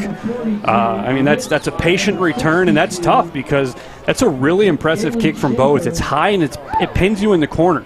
So your coverage team is down there and closing the field on a return, and he stays on that side of the field and gets their best field position of the game so far. Davidson, the snap, drops back immediately, throws a little curl to the sideline where Watts hauls it in. And that's what WashU needs. They need these quick timing routes. Quick hitters, get the ball out, get guys on stop routes, get something building. Once again, it's Bonsu in the backfield. Just a second completion for now the third for Davidson. Looked like the exact same play there. It's just no one able to step in front, and the timing pattern works well for Davidson and Watts. 3rd and 2. Drops back once again, and they want to try it a third time. Yeah, why not? It's not the charm, but able to now move to a 4th and 2 where we'll see. It looks like offense is going to stay on the field. I mean, it's your shortest down in distance, but again, and you got to remember that Davidson's the punter here, so sometimes they're going to do that just to freeze the defense, but not the time or place on your own 38. But yeah, I mean, I think WashU needs a little bit more of that. They need those quick hitters, work some slants, and work that stop. The problem is you got to show a little diversity in it. By that third one, Schwartz was all over it. And it starts by, it's just a heads up of a defensive back knowing where the chains are. This kick going to be let go by Nichols, and That's smart. Going to take a little bit of a bad bounce for Davidson, but it's going to pin the Thunder inside the 25. That's a great punt from Davidson because it's from the near hash and it works all the way across the field and doesn't give Nichols a shot to catch the ball. It's interesting when you watch him, he's not looking for a clean release on the ball. He's trying to punt the lace. So he's trying to get that spiral to really carry. And he's done a nice job. I mean, his punting has really been all you can ask for, except for the one where he took too long and McJunction got the hands on it. Great to see right now for Wheaton, TJ Williams back on the field. And this Thunder offense looking to get back out there, as now it's just Williams behind Anthony, who's under center. Or go to Williams right away, and he'll run it, trying to string it out, now working up the field, getting off a spin and carrying a defender. That ankle looks pretty good.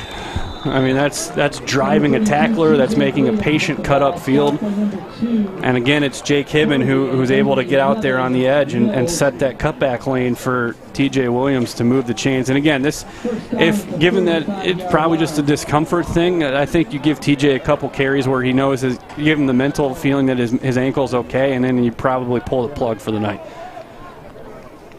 Hibben back in the backfield. Now Anthony drops back, looking to go long over the middle. Nichols is wide open, makes the catch in the breadbasket, now works back towards the sideline at the 20-yard line, taken down.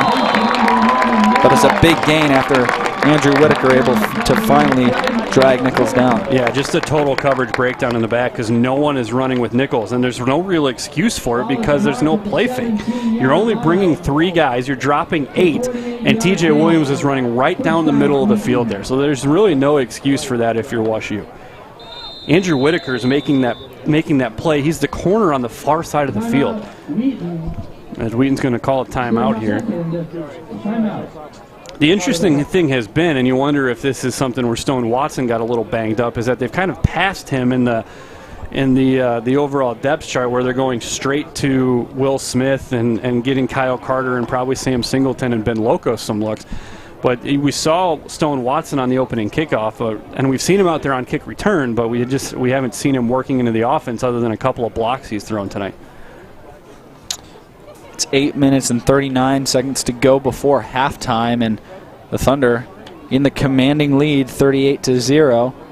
It's going to be a 1st and 10 from the 17, it looks like, as this Thunder offense is ready to get back out on the field. They break the huddle first, and why wouldn't you be eager to get back out there if you were the Thunder? It's WashU that's going to head to the line now. Yeah, and again, I wouldn't be surprised if they pull the plug on Luke Anthony after this drive too. If you end up punching it in, you get him out on something he feels good on. And similar to last week, give JT as much run as you can. Give him the full playbook, but let Jeremiah Tucker start continuing to develop his feel, because at this point now he's one hit away from being your number 1 guy. Anthony drops back, looks to the right side, throws it over the middle, and it's picked off. Going to be returned by Merrick. Merrick working down the sideline. He's still going, and finally pushed out of bounds, but an interception towards the goal line, and then a little bit of life shown from the first time from this WashU defense. And that's the first interception that Wheaton has thrown this season. They're one of the few teams in the country, and again, it's a touch issue. Is that he's got to lob that up and let Nichols run into the end zone to catch it. He tries to put it on a line. It's a really athletic play by Jeff Merrick, who at linebacker is at 6'2". Linebacker, you're not used to seeing linebackers at 6'2". They've got him and then Jeff Gurley at 6'1". So that's a play WashU needed needed desperately. They needed something to go right, and now I think you probably string Luke Anthony out there for another drive because you want him to go out on a good note, but. Yeah, that's a really nice play, and I think Luke Anthony probably knows that that's got to be a ball you put a little touch under. Davidson dropping back and throwing over to the sideline. That's that same play that we saw. It looked like it went to Matheson this time. Yeah, it's working. I mean, that's all 5 completions so far for WashU and Johnny Davidson, is that little hitch route at 5 to 6 yards. Now, here's what we saw last time, was that they went back to it, but the cornerbacks continued to close gaps. Is that they know where the chains are, they're not giving as much, and they're going to come downhill a little quicker. 2nd and 3, handoff up the middle, and he's going to work his way past the marker. Looks like that's Emmanuel Eberim, who's the 3rd back we've seen tonight. And that's a first down, so just the second of the night for WashU, but you're building a little here. You've got a takeaway, you've got a first down, as now Davidson looking to pass again. It's that quick hitter to the far side, and it's closed fast by Spencer Rowland.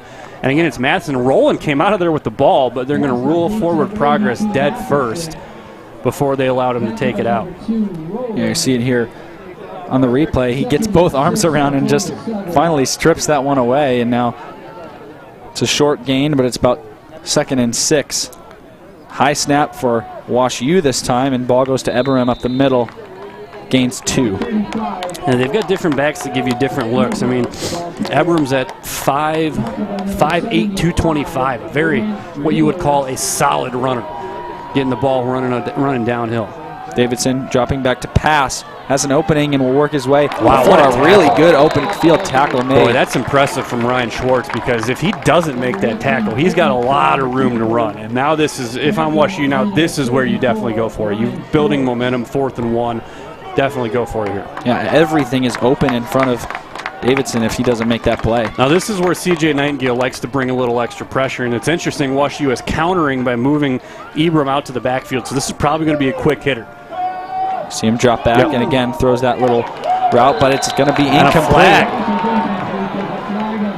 See, it was Matheson who was out there. I think they're going to get defensive holding against Spencer Rowland. I don't know that that was a catchable ball, but if the contact is before the ball comes out, in that case, it doesn't matter. Either way, it's going to be another first down for, wow. So they went to the quick hit on the outside on the hitch, and Rowland just a little too much of the receiver. I don't know, again, and maybe if he's able to get off the cut a little cleaner, he is able to get in position to catch that ball, but it looked like it was a little too high. Davidson now just another quick one out to the outside, and that one swallowed up, hanging on, and then finally going to be brought down by a whole host of Thunder players. That's number 24, David McFadden. Yeah, that's a really nice play by Luke Gamicha. Just gets him and holds him up. Corey Kennedy saw it and read it right away. And Gamicha, you like to see him. He's a young kid who's going to have to get a lot of experience in a hurry, filling in for Daniel Herbert. Thrown out to the near side, and that one's deflected. Nice play made, and correction on the previous play. That was Emmanuel Engerman who had the catch for WashU. And that's Caleb Egbert, who's only a sophomore, making that play. But as soon as that ball was thrown, Pete Ittersagen, the coaches up the defensive backs, and especially the corners, you saw him jump in the air because he saw it unfold, that he had a chance at a takeaway, and Egbert just couldn't close ground in time. Davidson dropping back on a 3rd and long, and wow, he's going to be brought down.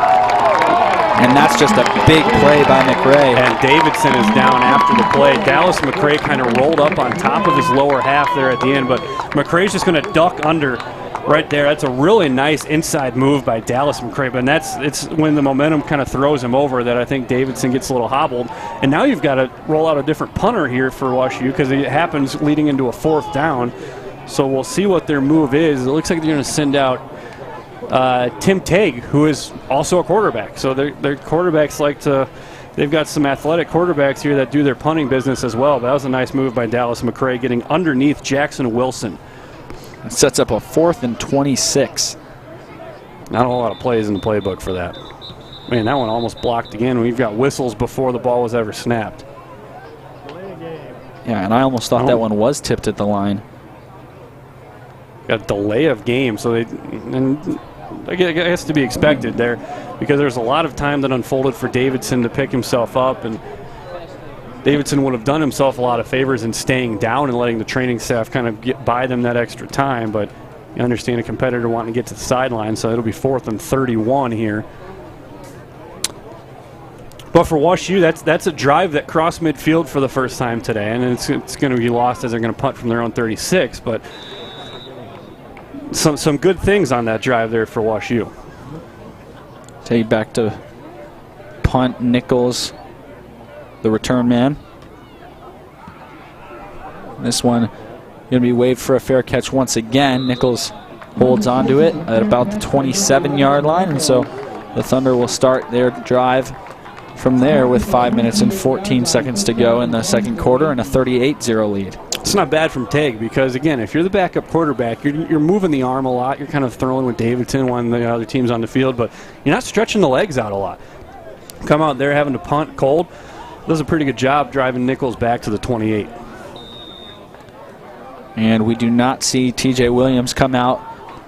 We see Will Smith once again, so we wonder maybe if that could have been Williams' last drive. We'll see. His stretch play out to Smith. Smith has Hibben in front of him, yet makes a nice block. And then wow, that's a really nice tackle to throw a big body like Will Smith backwards there.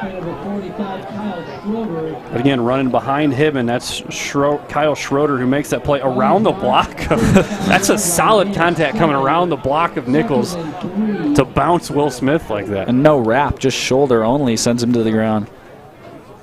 Anthony still in the game as you expected, Rusty, following a less than... Yeah, I would expect at this point they finish out the first half, and then you kind of turn things over after the halftime break. Got a man here. Little double fake, and then outside is Tarini. Wow, he drops that one in perfectly and catches it at the 15. He's brought down immediately, but Anthony, wow, in his first pass attempt since that interception, able to just put that one right in the breadbasket. And Whitaker's slow to get up here, but this is a nice job. Tarini had to step from Jump Street there. Is that Whitaker's been playing tight man coverage, and now he might have just got the wind knocked out of him because the feet come into his chest, but he's been playing tight man on that far side with Tarini, and that time he tried to jam, and Tarini just with great hand play gets over the top of him from the word go, and it's well protected, so you give him enough time to get to the top of the drop, and it's a beautiful ball. We saw that against North Central too. He throws a very nice deep ball, really letting his receivers go get it. And Adam Tarini, again, it's great to be healthy when you've got track speed like Adam Tarini does. Thunder come back out for a 1st and 10 coming from the 16-yard line. Now big play from Luke Anthony to Tarini. It's a long pass that sets up just this short yardage situation. Anthony once again signaling to the outside where you've got it was Terrell Brown who just also false started. There's never an excuse for a wide receiver to have a false start, and he was working Terrell Brown with the hand signals, which made me think that they might have had a play fake going with Terrell Brown coming underneath of it. And Terrell Brown's a talented wide receiver. He is just a sophomore. But those are mistakes that are going to keep you off the field. And he does come off. And he's a guy that's going to be the center of this offense. He's going to be a big part of this offense next year when you lose Carson Lean. I mean, he's going to have to step up into one of those receivers, and you lose Phil Nichols. You've got a lot of talent to replace on the wide receiver. And you lose core. Tarini. Well, Tarini's got redshirt years if he wants him, so you might see him back next year. Now Anthony working, has some time looking across really the field. Well blocked up. And he has to just race to the sideline trying to pick it up, get back to the line of scrimmage. A nice job by the freshman linebacker, Connor Burke, there, who gets down the line of scrimmage to make sure he can't turn the corner there. Really well blocked. They were trying to, it was a long developing pass play, 5 wide, and none of them were really dragging underneath, but well defended by the Bears, and it sets up 2nd and 13 here, one of the very few times we can remember Wheaton being behind the chains at all today. Anthony has Williams on his right side and 2 receivers to the right as well. Press coverage again up top. This one you see go to Williams, work back across the motion, and then gain a couple yards to at least get back past the original line of scrimmage and work up to about a 3rd and 9. And it's a nice use of motion to try to get some misdirection in the linebacker core. TJ's at 12 carries for 160 yards and 2 touchdowns, so had a pretty good half here. And really the biggest chunk of that coming in the first quarter even. Now Anthony, as Nichols come in front of him, but head back to the other side. He's got an incoming in pressure, but he's going to work his way out and could never just gain his footing to stay up. Yeah, really good vision to escape the pocket. They brought pressure. They brought 6. Wheaton kept 5 in the block, so they had the numbers advantage. And Anthony found a lane as Drew Wagner, and Will Smith does a nice job picking up the blitz there as well, but just couldn't quite get his footing under him. And again, you're disappointed you don't get into the end zone. This is great practice for Griffin Bowes here, who this one will be from 33. His longest of the year is 39. Bad snap. Yeah.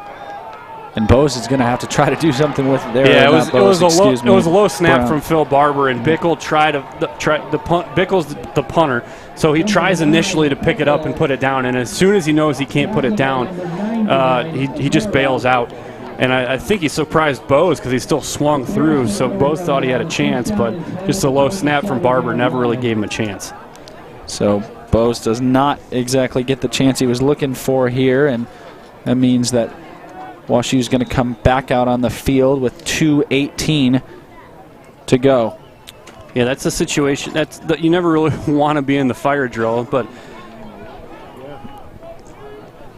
now Davidson lines back up, looking back, an underneath route that is caught and then brought down. That was Watts that made the catch.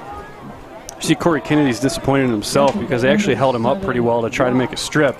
But again, you're dropping 7, so you're just dragging underneath the linebackers, and Kennedy's got the ball moving a little bit, just couldn't pull it out. See that same route on the far side, that quick hitter, they're going to say it was inbounds, and that's going to move the chains. And again, this is WashU starting to kind of develop what they are on offense. They're a timing offense. They're going to get the ball out quick. That time they get into the flat to Michael Allison, the freshman, and he moves the chains. Davidson dropping back once again, this time looking to go longer down the sideline, and that one is going to be incomplete. Good coverage out on the outside by Rowland. Yeah, and Rowland, he's lucky that it's overthrown because he's fighting downhill. He never turns around and sees the ball and actually runs the receiver out of bounds. But because it's so far overthrown, he avoids the pass interference call for the second time. And we see it back in the backfield. It's going to come up and be a quarterback draw. Davidson's got tons of space. Another good block, and he's working his way up towards the 40-yard line, stepping out. First big gain of the night for WashU. Yeah, love that play call, and was kind of waiting for WashU to go to it because Wheaton's starting to get jumpy a little bit, getting too far upfield and deep in the pocket. That time they used the running back to almost as a lead blocker. He steps back for a step, and by the time he clears, Wheaton's playing man behind, so everyone's got his back to the quarterback. All they have to do is pick up Ryan Schwartz in the middle, and they did. Now Davidson looks outside again, and the pass is complete, but tackled immediately on the outside by Rowland. That's Tim Matheson gets the completion. So this is what you like to see, and it's good to see Davidson back in the game after he went out last time, but this is just that timing. Take what the defense is giving you. They're giving you the hitches. They're giving you the drags in zone. Take what's open. Keep the offense on schedule. Look out. Oh, and he's tripped What up. a play by Pat O'Connell. Looked like he was going to go deep, brought the arm back, and then just fell to the ground. He about released, and then he felt O'Connell on his foot, and O'Connell gets kind of army crawls that last little bit and finishes the job here, so it's 3rd and 9. Down below a minute now with about 50 seconds to out. go. And then he's going to be hit hard in the backfield, and that's going to turn it into a 4th and long. Yeah, Jake Holliday, and they bring the house here. Everyone's coming, and it's Schwartz that collapses up the middle, and Holliday's going to have the JOP to make it look like he gets the sack, but that's Ryan Schwartz who does the dirty work there.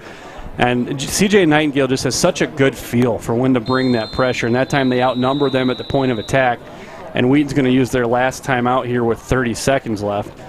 And I think this is because you've got the punter on the field with only 30 seconds left. This isn't a bad spot if WashU has a fake they like to try to take that momentum into halftime, maybe try to hit a big one. You've got 3 timeouts.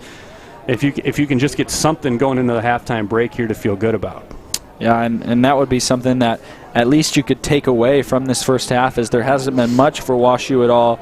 We've seen Davidson find a little bit of success on some of these quicker hitting routes, but really not able to do much with his legs as the defense has kept him in check pretty well.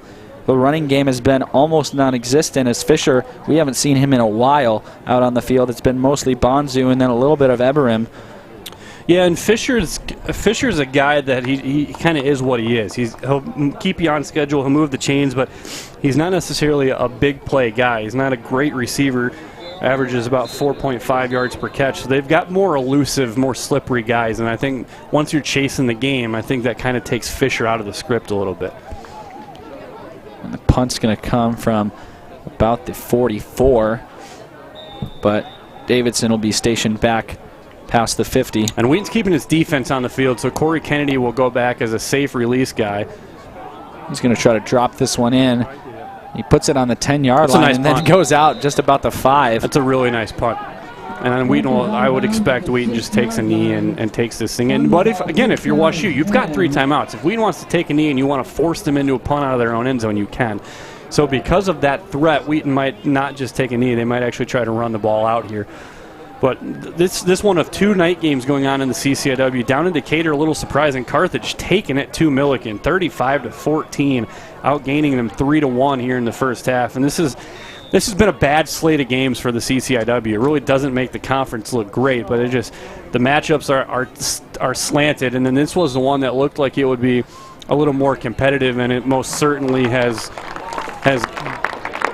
gone the other way here. I mean, that's as emphatic a first quarter punch as you can throw, and then you put up 3 more in the second half as Wheaton just takes this thing to the halftime break. But this is 5 games across the CCIW that kind of shows you where the tiers are in this conference and are kind of reminding some teams where they stand in the grand scheme of this conference. Well, and you wouldn't have seen that coming in necessarily, as Wash U is really placed in that second spot, tied there with Illinois Wesleyan and with North Central.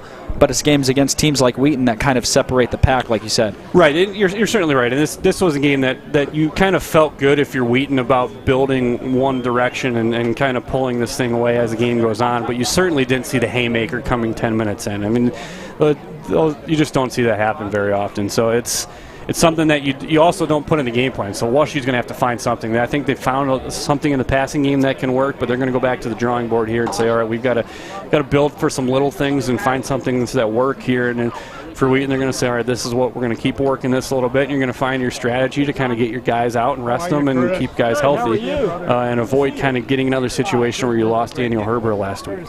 So it is going to be 38-0 as we head into the half. The Thunder lead the Bears, and we'll be back on the Wheaton Thunder Sports Network after a couple minutes to bring you the second half. Stick with us.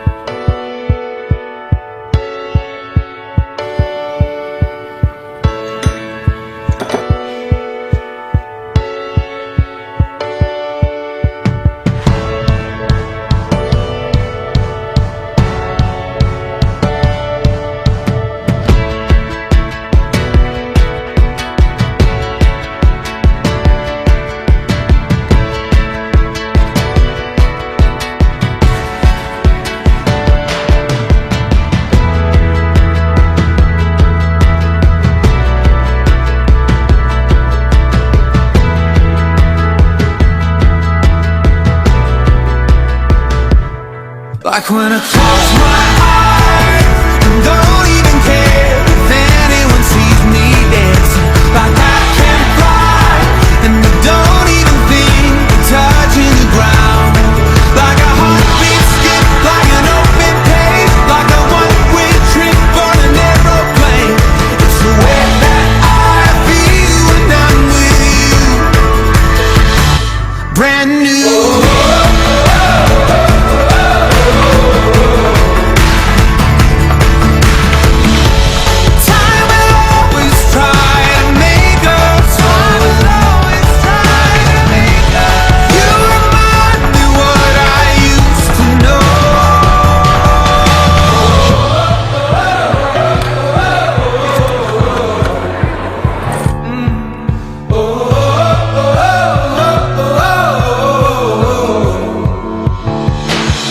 Like when I close my eyes and don't even care if anyone sees me dancing. Like I can fly and I don't even think I'm touching the ground. Like a heartbeat skip, like an open page, like a one-way trip on an aeroplane. It's the way that I feel when I'm with you. Brand new.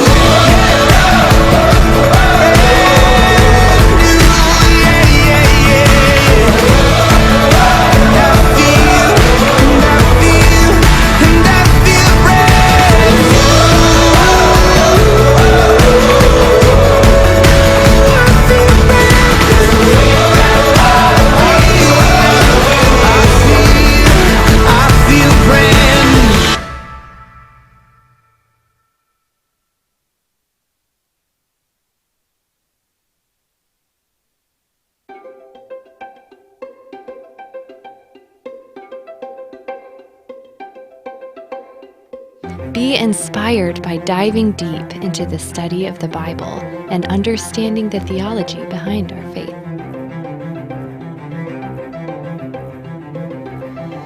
Be challenged with advanced study of biblical and theological knowledge. Be equipped to expand your knowledge, build your academic skills, develop critical reflection, and serve for Christ in His kingdom.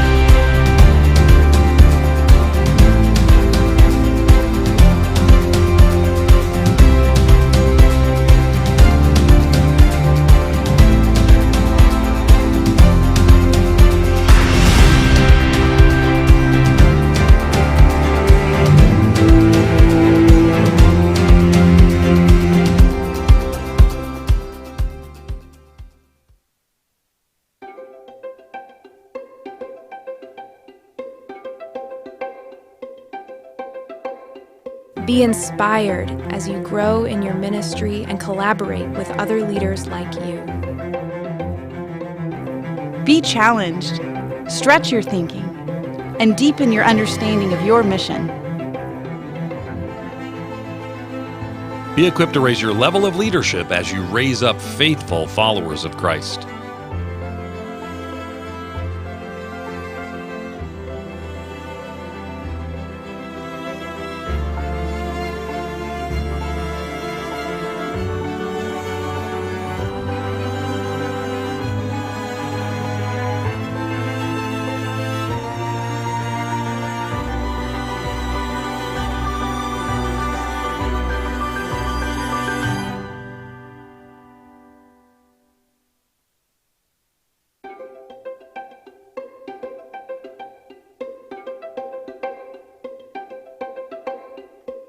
Be inspired as you seek to make a difference in the lives of children as an elementary, middle, or high school teacher. Be challenged by a strong academic program that prepares you for the leadership skills needed to lead a classroom. Be equipped with the strategies and tools from experienced professors in a program that boasts a 100% passing rate for all licensure exams.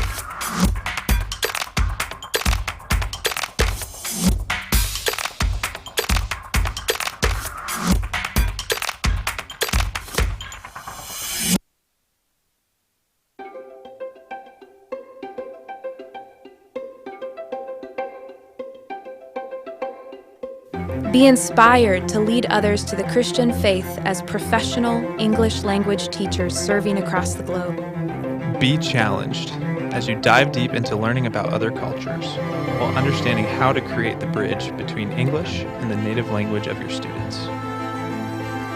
Be equipped as you gain valuable skills and lessons from leading researchers and teachers in the field who have decades of experience and whose work spans 6 continents.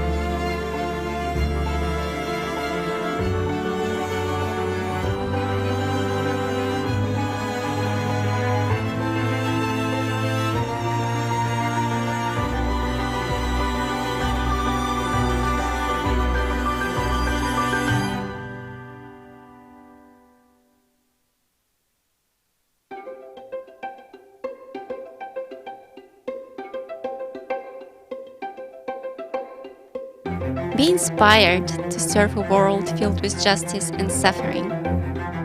Be challenged with a rigorous academic program that trains you to analyze psychological theory and research from a faith-based worldview and apply it to serve the needs of individuals and families in need of healing. Be equipped to integrate your Christian faith and practice with the best of contemporary scholarship and professional standards in the disciplines of clinical psychology, counseling, and marriage and family therapy.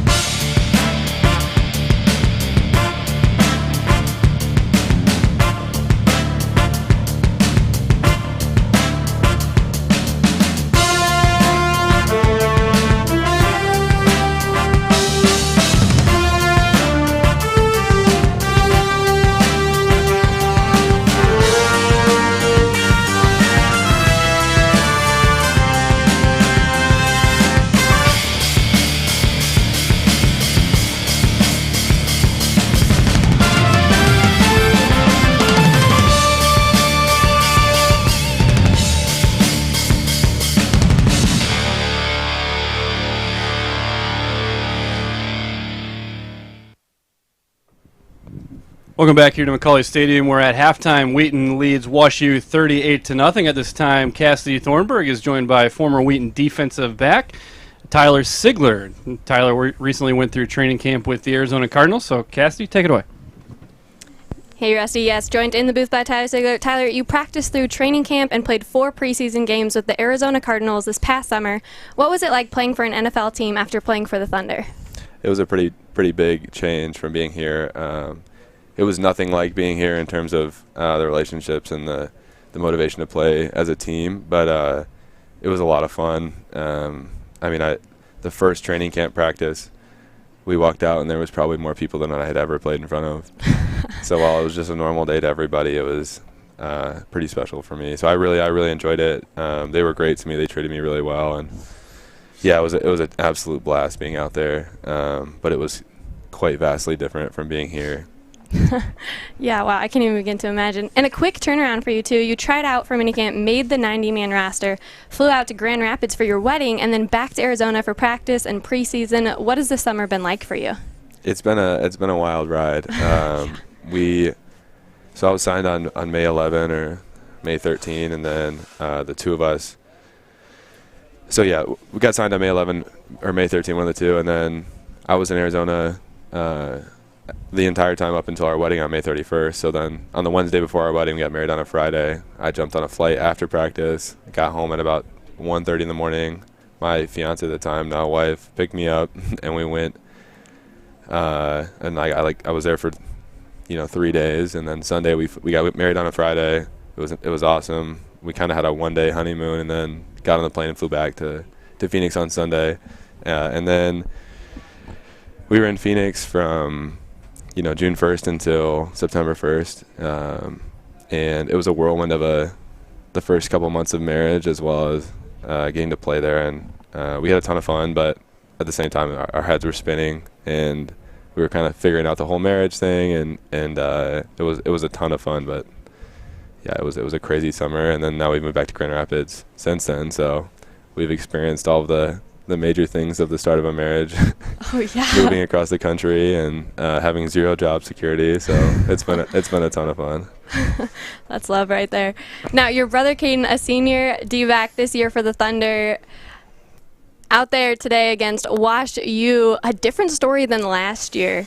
A game that you played in against WashU that changed the trajectory for Wheaton Thunder last season. What has it been like to see your brother take the field, but also a different story here for the Thunder against WashU? Yeah, the senior class is extremely impressive. They're really competitive, and they're a bunch of great leaders, and so it's been really fun to watch Caden really form a role as a significant contributor on defense, and to be a very vocal leader. And it's been really exciting for me.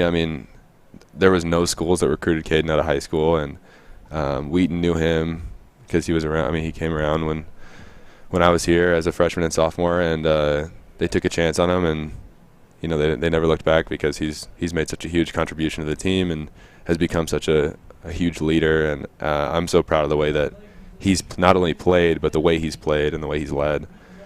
So I'm really excited to watch the rest of the year, and he's got another year potentially next year as a fifth year, and so I'm really hoping he comes back because it's a lot of fun to watch him play. Yeah, and you mentioned it. He's battled injury, but you've also battled injury. Something people might not remember, you're getting looks before the 2017 season. Then you had a season-ending injury. Now looking back, how did you see God's hand in it all? Yeah, it was really hard at the time.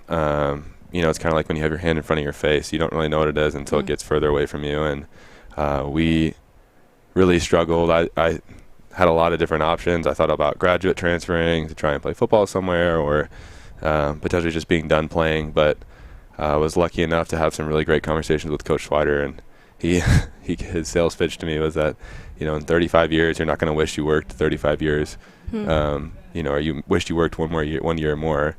You're going to wish that you played one more year of football, and he was absolutely right. And I had a conversation with my parents too, where they said, how could you ever resist another year around these incredible men and to be led spiritually by an incredible coach. And so I couldn't turn it down, and I have no regrets about coming back here.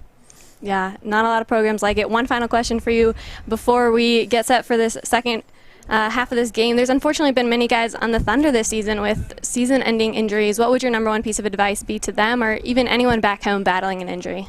Yeah, I would just tell them to trust in God's plan more than their own, because it's really hard at the time. But as time goes on, it gets easier, and in retrospect, things are a lot easier to understand, and that their responsibility as a member of the team, and as two seniors, especially Spencer and Daniel, who I was close with both of them.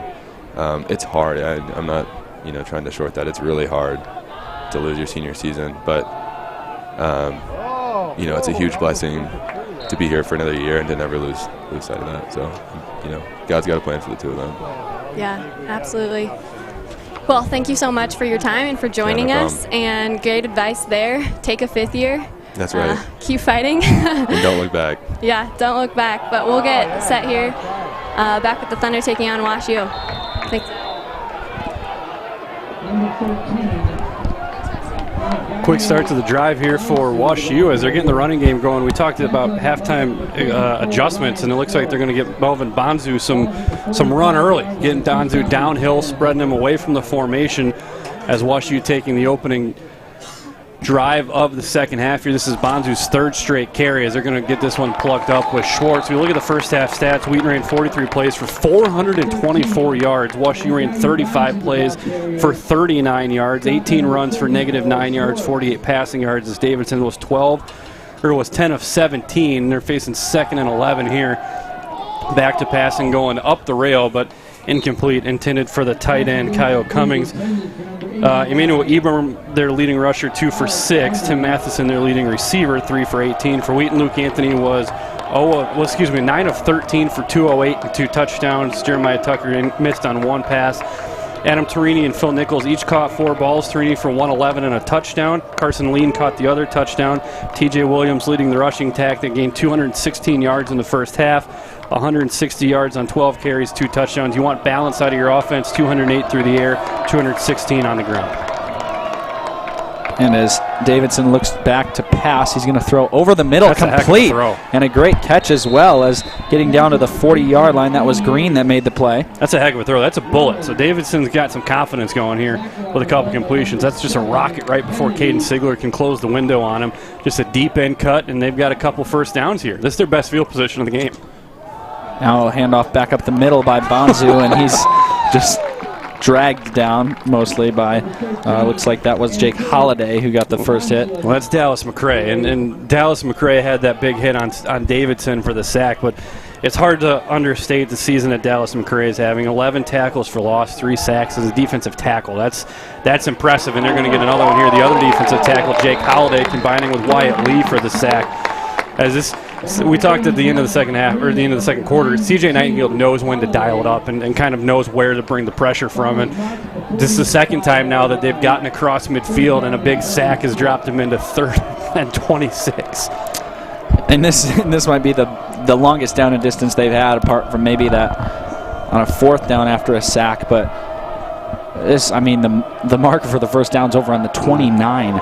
And a screen pass that's incomplete. That's about the only thing you can run there is a little screen or a delayed handoff, because Wheaton bringing pressure again, and Johnny Davidson saw it because Pat O'Connell broke off, and it's a misdirection swing route is all it is. They're moving the offensive line like they're running screen left, even though nobody's there, and then just flaring the running back out into the flat the opposite direction. So O'Connell gets a pretty free release, and Davidson sees him coming pretty quick, and just doesn't have time to make a good pass to the running back. So the Wheaton defense answers the bell after Wash U's best drive of the night.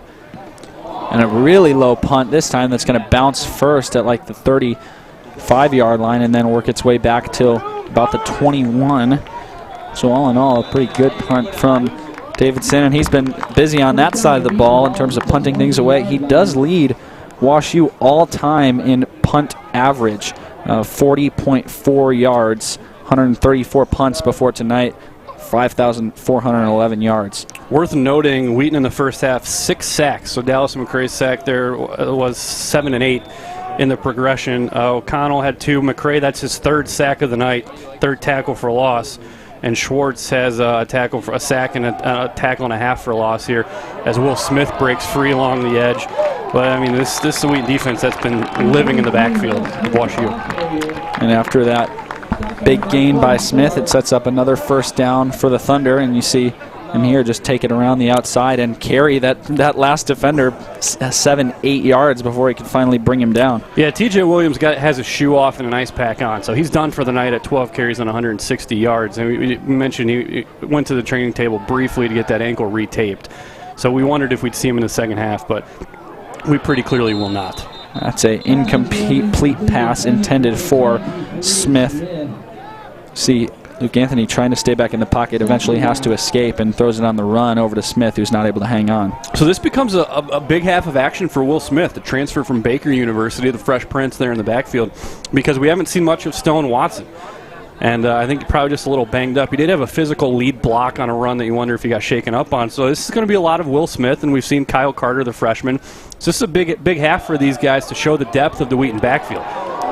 And there's another big run, and that will be another first down as he carries two defenders across the 50-yard line. This is the definition of sitting on the train tracks and waiting to get run over here. You can't park it and expect to make a tackle because you end up on the receiving end. That's 44 Langston Larimore Josie, who just decided to sit and wait on Will Smith. And Will Smith, we mentioned it, full head of steam is a load to bring down. Under center now is Anthony. He's got Smith behind him again. They'll give it to him.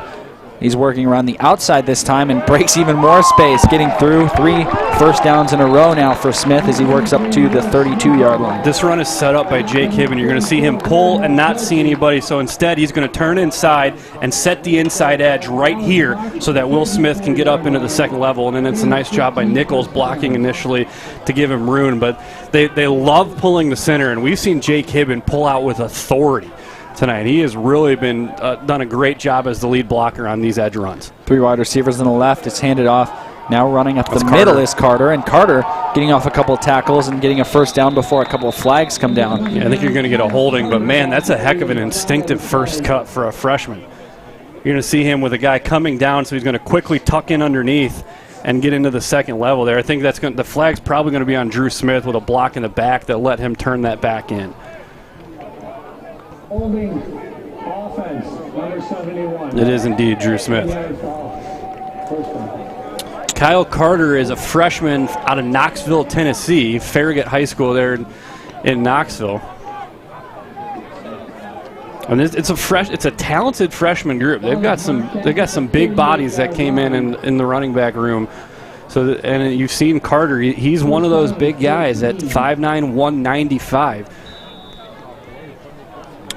Now you see Terrell Brown back on the field. He's the receiver at the bottom of your screen coming back in. He had that false start earlier that kind of brought him back off the field, but he's back on there now.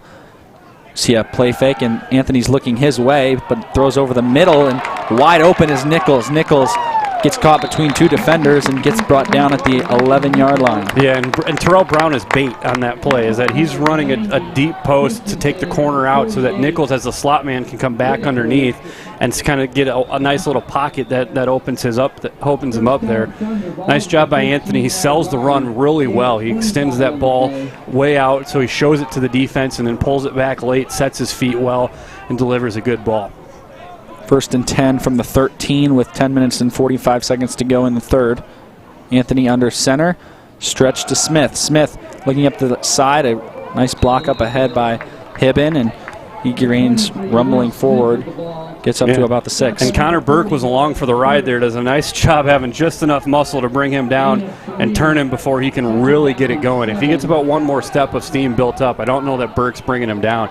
But again, they're running behind Jake Hibben. He had the pull and set there on that run. And it's a nice play by the freshman Burke, who we've called his name a couple of times, the rookie out of Trabuco Canyon, California, making the tackle and probably saving a touchdown. If he doesn't make that one, I think Will Smith is in the end zone.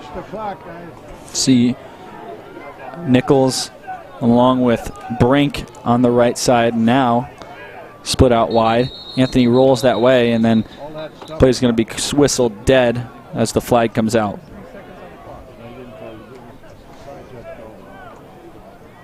And we mentioned Wheaton was pretty clean in the first half there with the penalties. They had just penalized 3 times for 15 yards.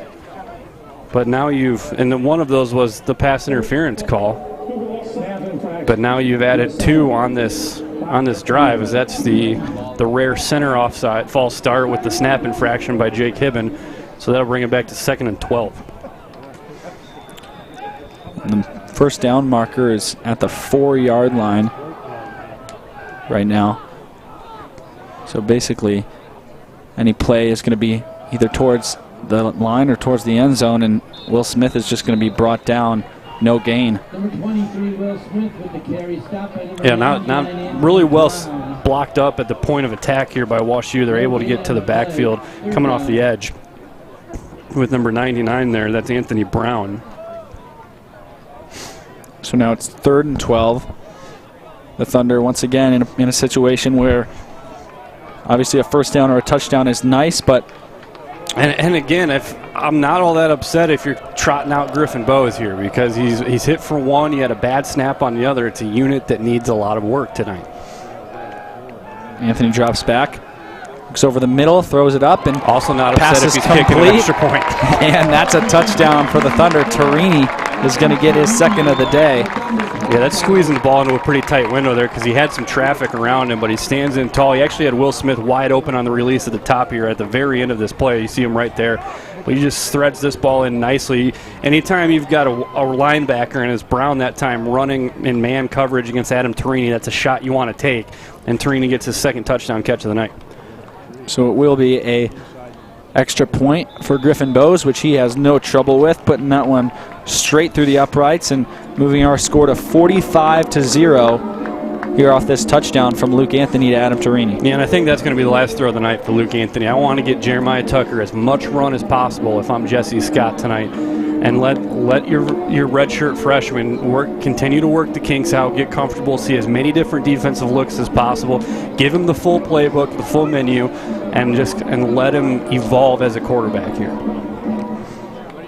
We'll get a chance to see if that happens on the next drive for the Thunder, but for now it's going to be the kicking team that runs out to bomb this one away. Bowes has been very successful on the night when kicking off, and it's no reason to think this one will be any different, as wind still dead, no wind and kicking from this way as he did in the first quarter. You look at it, you'd think this was just an incredibly wind-aided field today, because Wheaton has scored 42 of its 45 going this direction, left to right. They only scored the field goal in the 2nd quarter, and they just seem to be rushing. It's almost like it's downhill going this direction for the Thunder. This one going to be a little bit shorter, fielded at the 6th. Brought up the sideline and ran straight into the wall, brought down at about the 26-yard line. Yeah, that's where you can tell the faint of heart from the willing, is when you get a guy like that who will he knows there's nothing there, but you don't see the choppy steps to slow down. You see him running full speed into the wall, and he's just going to get whatever he can out of that contact point. It's a nice job by the WashU return, because it's stacked up and you didn't see him slow down. You just saw a willing participant there to get as many yards as he could. Yeah, and that's number 19, Jarrett Harrison, who is on the return. Davidson goes out quickly to the left side and completes that pass over there to Matheson before he's pushed out of bounds. Yeah, they ran that play the 2nd play of the game, and Kennedy was on it immediately. And they do just enough this time with Davidson on that little middle hitch to kind of draw Kennedy enough that he's able to get outside that block and get 5 instead of the first time they ran it. I think they got maybe a yard. Davidson on the keep after the fake handoff there, and it's not going to get anything. Yeah, Dallas McCray tried to get them both. They took a shot at the running back there for a second, realized that he didn't have the ball, and then it was Davidson from behind. That's a tough man-to-man draw for number 68. That's the center, John Mascalunas, the sophomore. And again, a big 3rd down here. Drops back and throws over the middle on a slant. It's incomplete. That one broken up there by Roland. Yeah, and Roland's going to get away with one here. He got into the back a little too early, and I'm not so sure it doesn't even out the one he got called for in the first half, because I didn't think that was pass interference. That one he definitely got away with. He was there a step early. And you saw the wide receiver looking around for help. And I think Roland was too. Roland, he had the look of, that's the dog with its tail tucked between his legs, because he's just kind of waiting to get in trouble for it, and no flag comes. And so it'll be Davidson back to punt again, and this is more of the same that we saw in the first half, standing right around that 20-yard line, looking to punt it away after a drive that gets nothing. Yeah, and Jeremiah Tucker's throwing. Oh, almost blocked again. I think it might have been. It came out wobbly. Braden Anthony and Nate Gers got there after a low snap, but a heck of a roll there for Johnny Davidson. Yeah, that's going to turn out better than if it was in the air. Yeah, that was risky. McJunkin had a quick step the first time. He blocked the first kick, and that time the low snap, but somehow threaded it through Braden Anthony and Nate Gers. So the ball will be placed on the 14-yard line, and it's going to be Jeremiah Tucker leading the offense here. He's going to come out, and which again is what you'd like to see. I think you give Jeremiah one drive with the number ones here, and then you shut them down for the day. So you let him work with your number one wide receivers, and then start drawing on that depth that you have. Takes the snap and hands off to Smith. Smith bursts through the hole, gets to the secondary, and plows through a couple players to make it up to the 29. Yeah, and again, I think that was Larimore Josie who decided to wait for him instead of attacking downhill, and he paid the price for it. Ultimately slowed him down, but took a hit while doing it. Yeah, they are working a two running back set here. Excuse me, that is not the second. Nate Magnuson working him for some depth here in the slot, the wide receiver. This one, little fake, and then there he is. Head outside to Magnuson, and Magnuson blown back, but stays on his feet before he's pushed out of bounds. Yeah, great play by Whitaker. He's made a few nice plays on the edges. He's just going to take up that blocker so that you get past the blocker and then make that tackle and not let him fight through. But that's a nice job by Tucker. They have a defensive end coming down on you, and you just see how fast his release is. Just peppers that ball out into the flat to Nate Magnuson. 2nd and 6 now with 7:20 left in the quarter. Under center now. He's got Will Smith behind him. Another stretch play. Boy, that's a heck of a play. Taken down just at the mesh almost. Yeah, that's Jeff Gurley, who we called his name early. The all-conference linebacker. They're pulling Luke Rogers, excuse me. They're pulling Luke Rogers, and he just can't get there in time. It's a really nice job by Jeff Gurley, who's got 2.5 tackles for loss now. A second-team all-conference linebacker a year ago. It's going to be 3rd and 10, one of the few 3rd and long situations this Thunder team has been in tonight. And the running game is really big the difference because, man, WashU lived in Wheaton's backfield in this game down in St. Louis last year. High snap, rolling out to the left side.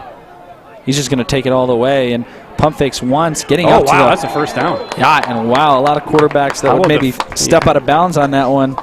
Tucker just lowers his head, and Tucker's not a big guy, 5'9", 183, so he's a sturdy body, and he's just going to get downhill, and he sees the yard to gain going towards it, and he just powers through Jeff Merrick, who I think was easing up, thinking he wouldn't go for it, even though they're saying he stepped out of bounds a couple yards short. Or are they? And now the chains move rather than the ball moves. Yeah, I think that back chain got dropped and was looking to reset. It's going to be 4th and a yard. I mean, it's hard to screw up a spot there because you're right in front of the official mark. It's not like you're on the other side of the field and you've got a guy coming downhill. So John Bickle will get called upon for punting action for the first time tonight down in Decatur. Carthage leading Milliken 35-21 at halftime in that game. Bickle sets up with his feet on the 26-yard line. Steps forward and makes contact at about the 30. Fair catch signaled for, and then fumbled. I think he got it back. I don't know. It came loose at the end. Wheaton's got the football. He had it initially, and it rolled out of his hands, and then I think Wheaton covered it up. Yeah, we're going to see. And we've got a late flag and here's some shoving afterwards. Well, that's going to be for the same. That's going to be for the same flag, but I think Wheaton's going to have the football, and then they're going to lose 15 yards, would be my guess, because there was some pushing and shoving, trying to clear their guy with the football at the end of that play. It looked like Whitaker was down at the bottom of that pile for WashU. So you make Wheaton punt for the first time tonight, and Wheaton's offense is going to take over. Right now, it's at the WashU 16 or so. We actually haven't seen the ball officially marked.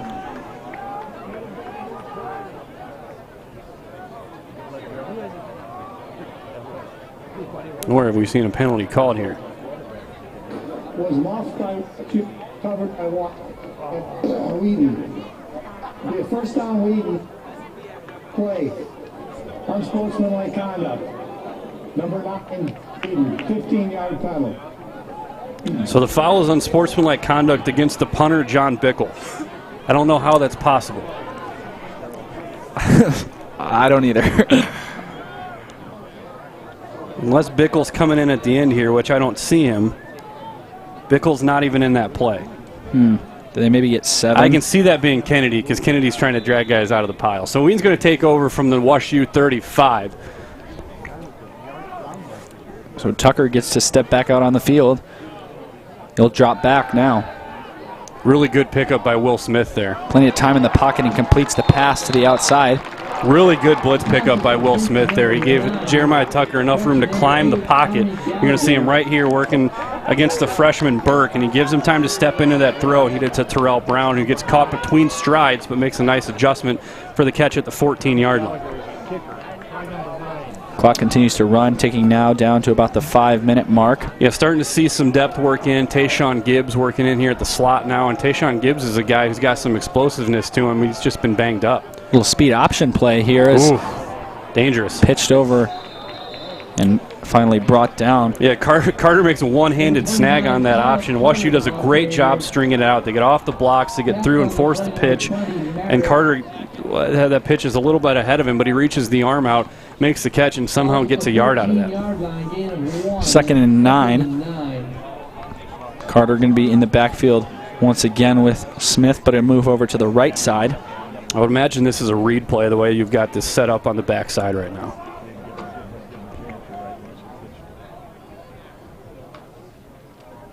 Some of the twos working in on the line as well here.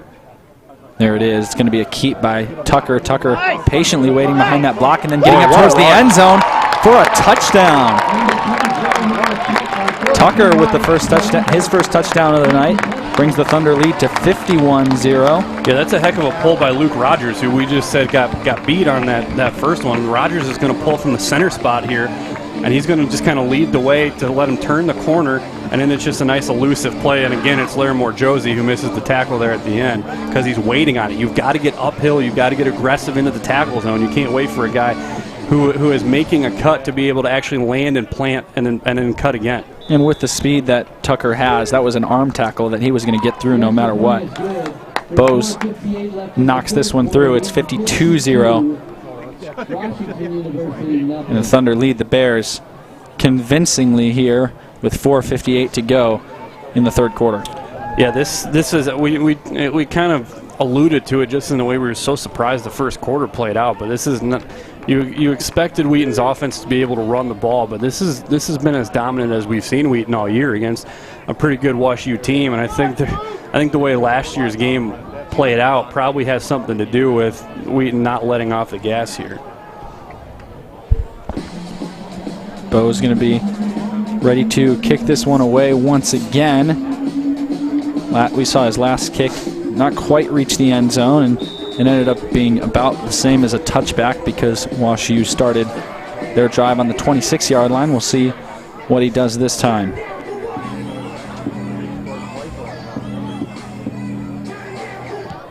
This one's deep, and that one will be well into the end zone, probably his furthest of the night.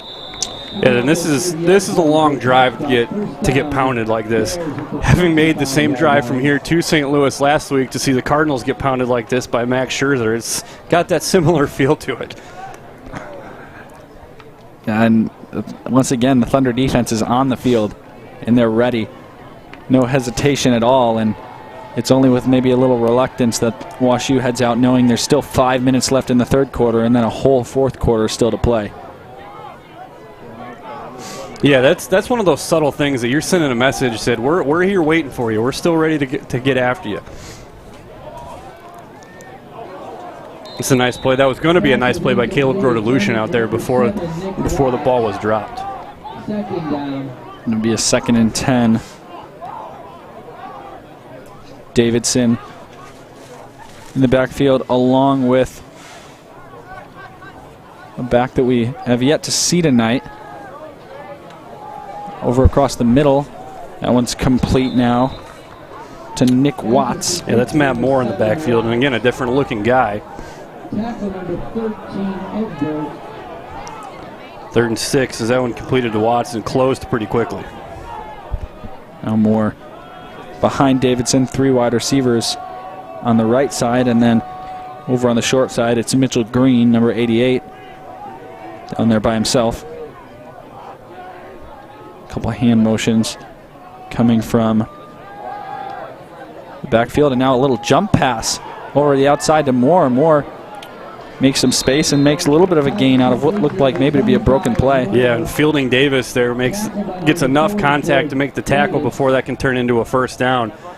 Davidson with the improvisation there to go up and over the line, and Davis just enough of him to slow him down and not let him get to the first marker. 4th down and 3. So Davidson steps back once again to punt.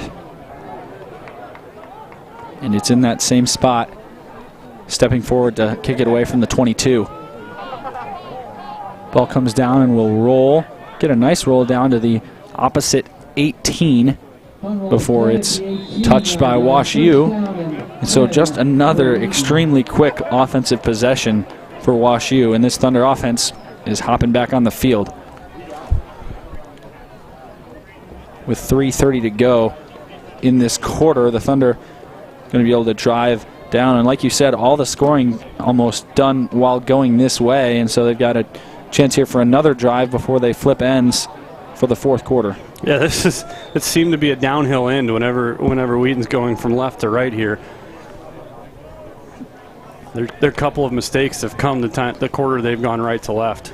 Tucker, play fake, looking what to do in the pocket, able to escape, and now throwing it to the near side, almost picked off. And again, I think that's Whitaker that came around the body of Tayshawn Gibbs. It is. Whitaker's made a couple nice plays, but this is the improvisation skills of Jeremiah Tucker that makes him so tough. He just makes enough plays and throws a pretty good ball, but Whitaker getting to the sideline side of Tayshawn Gibbs to get a hand in there and knock it away. Now under center, 2 wide receivers on his left side, and Smith straight behind him. Stretch play to Smith. Smith bumped once at the line, but then works his way all the way back and getting a first down up to the 30. Yeah, Will Smith's been having a nice game. You've been seeing him get into the second level quite a bit tonight. I think that carry is going to put him over 100 yards. That is his 16th carry for, I think that's going to put him right around 101 and the touchdown. So he joins TJ Williams over 100 yards. Jeremiah Tucker at 6 for 53. So we could still see Wheaton go with 3 ball carriers go over 100 yards rushing tonight. Same setup here, except the 2 wide receivers have flipped to the right side. Looks like the same play just flipped, is now cutting it back across the grain and good vision, working his way up to gain 6 yards is Will Smith. Yeah, good patience from Will Smith there. The hole's not there, so you look to the backside. Those guys are still blocking. This is going to be set up by Paul Fay, number 78, who clears out the guy who ends up making the tackle. That's Charlie Krause, but he clears out enough for a 7-8 yard gain there where there wasn't anything before Krause can get back in the play into his gap and make the tackle. Tucker, shotgun again, play fake, and now looking around, has to escape the pocket and goes towards the sideline, stepping out and taking down late for sure. Yep, absolutely. And that's blatant right in front of 2 officials. Well, and it's because of the sideline it takes place on, too. If that's in your sideline, you've got a little more leeway, but Tucker's running out of bounds, and Shoemaker just grabs him and throws him down anyhow. That's a two-route pass play that Wheaton actually hit earlier in the game. They're just running both guys outside, and they're going deep, and WashU makes the adjustment that time after getting burned on it in the first half. Milliken is close to within a touchdown against Carthage down in Decatur. We were a little surprised when that was so one-sided. It was 35-14, but the Big Blue starting to close in despite still being outgained by over 100 yards in that game. Thunder are going to get moved all the way up across the 50-yard line. They're now on the 48. That game, the one competitive game in the CCIW this week. Puts Carter in motion and then goes to him on the swing route. Not able to beat the man on the outside. Good play for WashU. Yeah, there's just a one-on-one play, and Kyle Schroeder comes out of the secondary and makes that play. Carter, I think, knew he was coming. You could kind of see the footsteps slow down as the ball approaches.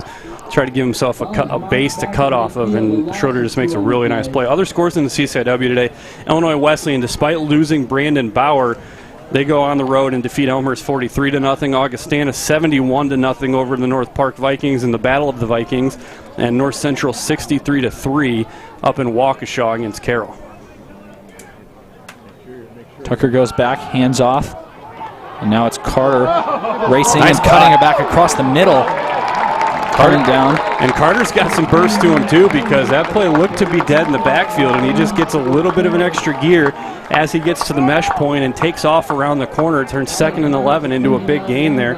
Again, Rogers gets enough of that second block to keep him away from Carter, and then a really nice cut across the grain of Larimore Josie, whose name has been on the wrong side of a few calls that we've had to make here in the second half, and gets down to the WashU 29 with just over a minute left here in the third quarter.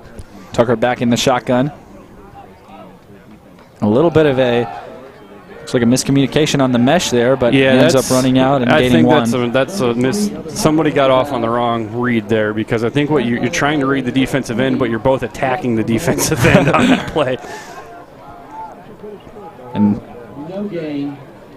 tackle ends up being made by Jeff Merrick. In fairness, there was no defensive end to read there. They were both kind of reading the same open space. I think if he gives it right away, it's a 5-yard run. Down below 30 seconds. This time, play action fake. Rolls out to the right side and tucks it. Working in and getting between a couple defenders before Tucker's taken down, and he'll be just short of the first down. Yeah, that's pretty slippery from Jeremiah Tucker, because I thought he was just going to slide down and admit defeat there in a 2-3 yard gain, but you see him do a really nice job of finding space. Wheaton's not really putting a whole lot of guys into the routes right now, so WashU dropping into coverage is pretty easy coverage on these routes, which is forcing Tucker to be a little creative in the backfield as we reach. We've got a flag on the play, so Wheaton called for holding on that play, so it'll end up being 2nd and 20 instead of 3rd and about 6. 2nd down and 20. So the Thunder come out with now just about 10 seconds left on the clock. It still counts down. We'll see if they'll attempt a play before the half. They have time on the play clock to not do so, but they opt to, as handoff to Smith. He gets tripped up and makes it back to the line of scrimmage, but not much more. It'll be a 3rd and 20 when we come back out in the fourth quarter. Yeah, nice play working down the line by Jeremiah Brown, who takes on the first blocker and then leans back inside to make that tackle. So Wheaton will go the way that they have actually only scored 3 of their 52 points on here, been facing a 3rd and 19, and one of the only times that we've actually seen them in down in pretty long distance. And if you're WashU, it's maybe good to have Wheaton feel a little of their own medicine at this point, but it's something they've been dealing with all game, and really the first time, like you said, that they've been able to put Wheaton in that position, and it really only happens because of that penalty. Yeah, and it does set up pretty well for Wheaton to have another field goal opportunity, which you would like to see, I think, at some point today. You would like to see them take another shot with that unit, as they made the first one and then had the bad snap on the second one, so you would like to see Griffin Bowes get another shot from distance rather than just kicking extra points. And the second one was going to be a little bit longer of a field goal, set up to be about 33 yards, which is only 6 yards off his long for the year. And his 39 being his long, I mean, he can make them from 49, 55 range. That's not really the question. As we look at the stats after the third quarter, WashU up to 80 yards of total offense. Wheaton at 616, 345 on the ground, 271 through the air. Luke Anthony's day finishes with 252 yards and 3 touchdowns. TJ Williams and Will Smith both over 100 yards of rushing. And so it will be a 3rd and 19. Ball on the 38-yard line. Tucker throws it up high and way out front, but he got hit hard after he released that. Yeah, that's standing in there knowing you're going to take a shot. That's Carter Roll, who comes free through the middle. And we'll see this would be 55 yards from here. You're probably pushing it, and Mike Swider, being a little conservative as he is, will just play field position here from the 38 and send John Bickle out to punt. But if you wanted to test Bowes long, this would be the time. I don't think distance isn't the issue. I think 55 is well within his range, but here's Bickle. punting it from just inside the 30, just a short little punt. And this is where he's been exceptional, and sure enough. And there it is. He had players on the special teams ready to down it if they needed to, but they didn't even need to be there as it pops out there. Angles out of bounds, and he's so good at that little loft wedge punt. I mean, it goes up there, and you almost can see the backspin coming out of the kick. And Tayshawn Gibbs is fortunate to get out of the way there, and it buys another 4 yards. But for John Bickle on the year, that is punt number, he's punted now 21 times. 13 have been inside the 20. He has now put, I believe that's now 9 inside the 10 and 5 inside the 5. I mean, he's an exceptional weapon, the junior punter transfer from St. Thomas. Davidson starting back, now throwing to the outside, and passes incomplete, intended for number 19, Jared Harrison. Mentioned St. Thomas. St. Thomas was really the national game of the week this week with the Tommy Johnny game, and they end up losing that one 38-20 up in St. Paul. And up the middle this time, and stopped immediately there is Abram. They got look to be building a full head of steam, and then that got shut down pretty quick. No real surprising scores in the top 10. Everyone kind of taking care of business, with St. John's pulling away late against St. Thomas with 14 unanswered. Look out. Throwing it down the sideline, looking for Harrison once again. Wow. He makes the catch as he inbounds. We'll see. No. Signal no, but that's a a heck great of job a catch, though. Turning back. Yeah, and that's again Robbie Schwartz just kind of running a receiver out of room, but that's a heck of a throw and catch.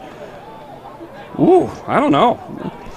We're looking in between bodies there, and that first look almost looked like his left foot came down inside the sideline. Well, and if it was, as he turned to backpedal as that left foot comes down. That might have been a catch. Yeah.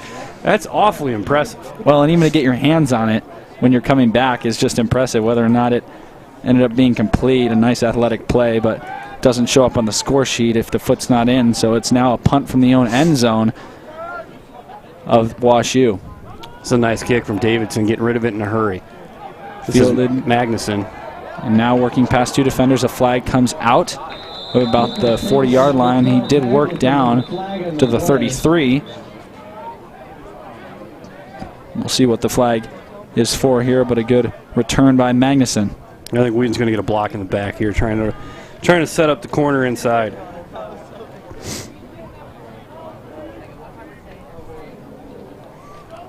Turn, holding. First down. Looks like they got called for the hold. First down and 10 for Wheaton. So they'll get pushed back just a little bit, but team takes over with 14 minutes and 7 seconds to go, right on the 50-yard line.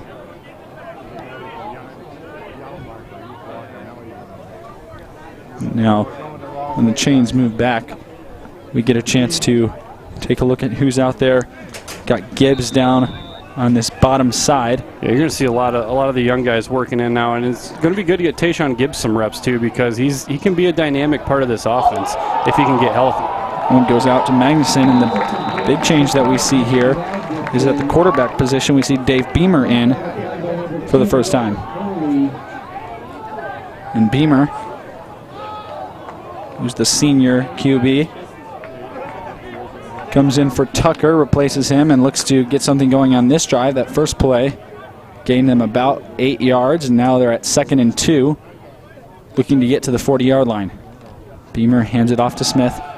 Smith running it around the outside, and now taken down, rolled out of bounds, but a good gain and a first down. So the Thunder looking to move things here, and you just see as he stutter steps but finds the hole. Looked like he wanted to turn it up, realized that the gap was blocked, and then had to work to the outside. Just a good perseverance type of run for Will Smith. Now we see both teams trotting off the field. See who took the timeout.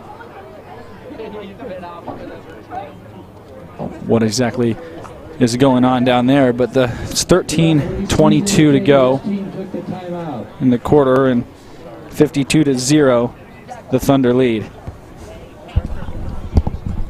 Yeah, and again, it sets the page for an Augustana team coming in that's been much improved. You look at Augustana on the year as we get ready for start to turn the page and get ready for the Vikings next week. They're going to come in 4-2 after what you can pretty emphatic 71-0 over North Park today, which is pretty well improved. I mean, they made North. This is going to sound like a moral victory. They forced North Central to punt 9 times, which is something they hadn't yet done before before Augustina had faced them over there. They gave North Central some short fields on some turnovers and ended up losing that game 42-14. So it's a Vikings team that their defense has played very well. I mean, they lost by 4 at Illinois Wesleyan in Week 3 in a game they probably should have won, 21-17. So it's a much improved Augustana team coming in here next week and get some good rhythm going into that game. Beamer hands it off to Smith. Smith works up inside, gaining 5, and then going down, and there's a flag going to be called. It looks like it's probably going to go against 78 for the Thunder, Fay. And those are what you call aggressive penalties, and that's a young guy, only a freshman, local guy out of Rockton, Hananiga, a guy who had Big Ten walk-on opportunities. He's going to be a guy who's going to be a central cog of this offensive line probably as early as next year, since Wheaton's going to have to replace 4 of its 5 offensive linemen. He's got a ton of ability. I mean, he's just a guy that's got to bide his time behind a veteran offensive line right now. Will be marched back a good ways here, and you look across the front right now for Wheaton. You've got Joey Paulina at left tackle.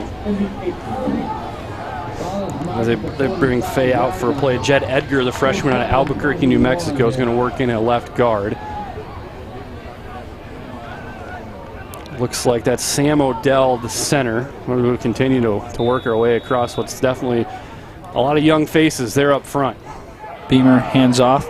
Wow, going all the way back to the other side of the field, and Beamer coming out to get a block. And yeah, Keon Walton, the right guard, and then the right tackle is number 59, Graham Walsh. Those are all underclassmen. Keon Walton, the guy who had to miss last year.